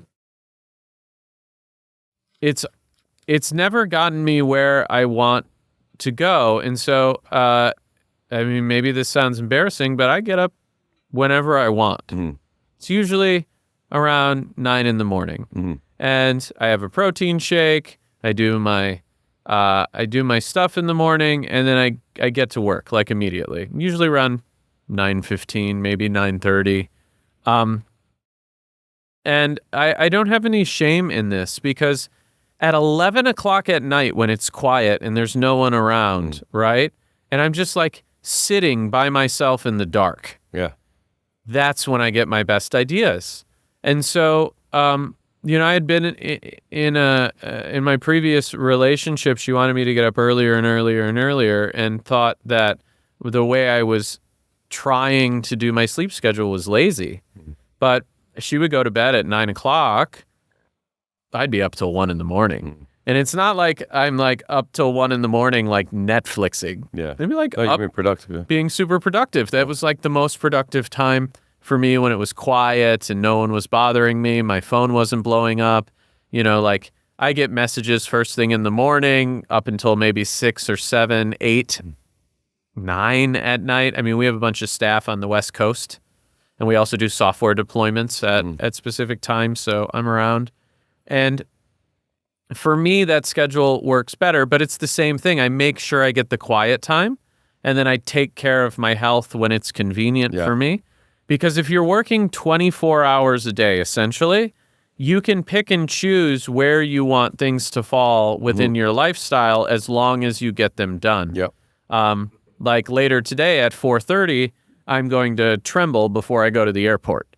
And yesterday at 12:15, I had a Pilates class, which people will be like, what, you're doing this in the middle of the day? But yeah. I just did one with my wife at 1:15 yesterday too. Yeah. It was great. Exactly. Yeah. And so like when you're on it so much, it's okay to break that schedule up and choose what works for you. I mean, I do the Pilates at 12:15 because the instructor's amazing, and that's when she's available. So it's like, whatever. But I think as long as you're doing some sort of activity like that on a daily basis, you're going to win. And Harrison, he did a lot of self-improvement over the last calendar year. And he was constantly saying like 1% better every day. Yeah. So true. Just like, I need to do a little bit better every day. I'm going to do a little bit more working out. I'm going to diet a little bit better today. And if you just focused on a little improvement every single day, over time, you can achieve amazing results. It doesn't have to be drastic or crazy. Like when I realized I was not where I wanted to be, I just went ham. Yeah. Like I just went crazy. Like a radical overhaul, you think? Yeah, well, I'm down 30 pounds. Congrats. Yeah, since June of last year. Wow. Yeah. And so, I mean, it can be as fast or as slow as you want. You just commit to yourself and don't give up on it. And then over time, you'll see the results. Everything is not a race. Most things are a marathon. Yep. Right? And then when you change your priority structure, you need to commit to it for life. Yep. I will never do that again. It was too painful. It's too painful in the moment, and it was too painful to earn my way out of it. Yeah. And so now I'm just like, never again. I love that. And I love the fact that the 1% a day, even 1/10 of 1%, right? Reading a book or starting on a book, all those things just go such a long way. And there's a little, we're looking for an edge. It's such a competitive landscape out there in what we do in the business world. You got to have any sort of edge you can get. So that's great. This has been incredible. I was going to ask you, I don't know if is there anything else you feel we haven't touched upon you want to touch upon? No, I don't think so. I mean, I would say that I really encourage people to read my book. Yeah. No one's making any money off the book, okay? Like, I'll never get my money out of the book. I think that there's just a ton of value in it, and I really want to see people successful in our industry. And if they read the book, I guarantee that they'll get something out of it. If they don't, they can hit me up. I'll give them their money back. I don't even care. It's just the more people that come into our industry, the more opportunity we'll see, and that's what really excites me about the future. So I encourage people to do that. And then I encourage people to show up.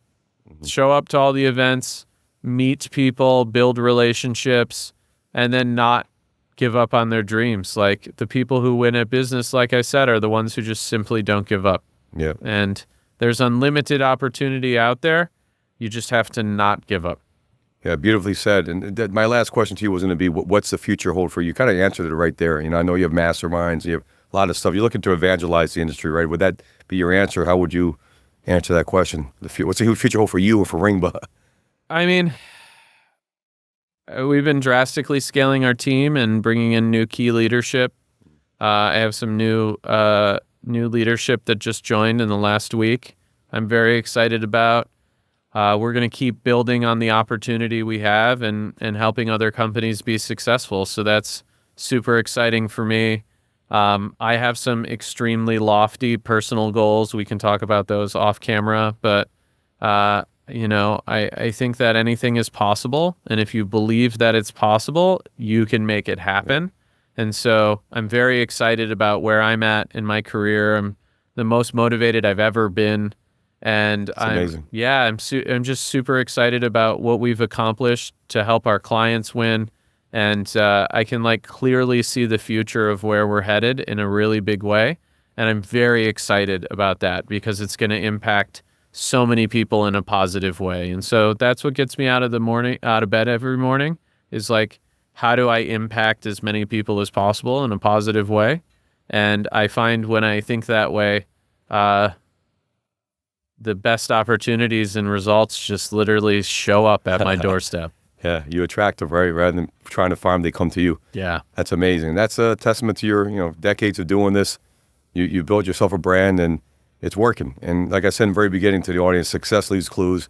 This book, I read the whole book, right? And and that helped me really prepare for us getting in depth here. And I'm glad I did that. And I would say that you're giving everyone a template to succeed in pay-per-call, whether they're brand new or they've been doing this for a long time, how to break the affiliate curse. So I think in conjunction, read the book, listen to this podcast. Again, I'm not even joking. I'm even thinking we should charge for this thing because there's so much freaking information there. So the people, a lot of people will watch this, but I bet you maybe 5-10% will actually watch the whole thing. And there's just so many. If I were someone new, I would take notes. I would write them. I would highlight them. Reach out to us, implement the stuff. show up at the shows. There's so much information, so we just dissect it. So Adam, thank you so much, man. Like, it really means a lot. Your time is money, right? You spend a lot of time, and this is probably a good 2.5, 3 hours that we spent here. But it means a lot to me. That it means a lot to the audience, and I think this is gonna be an incredible episode. I can't wait till it airs. Appreciate you, bro. LFG, let's fucking go.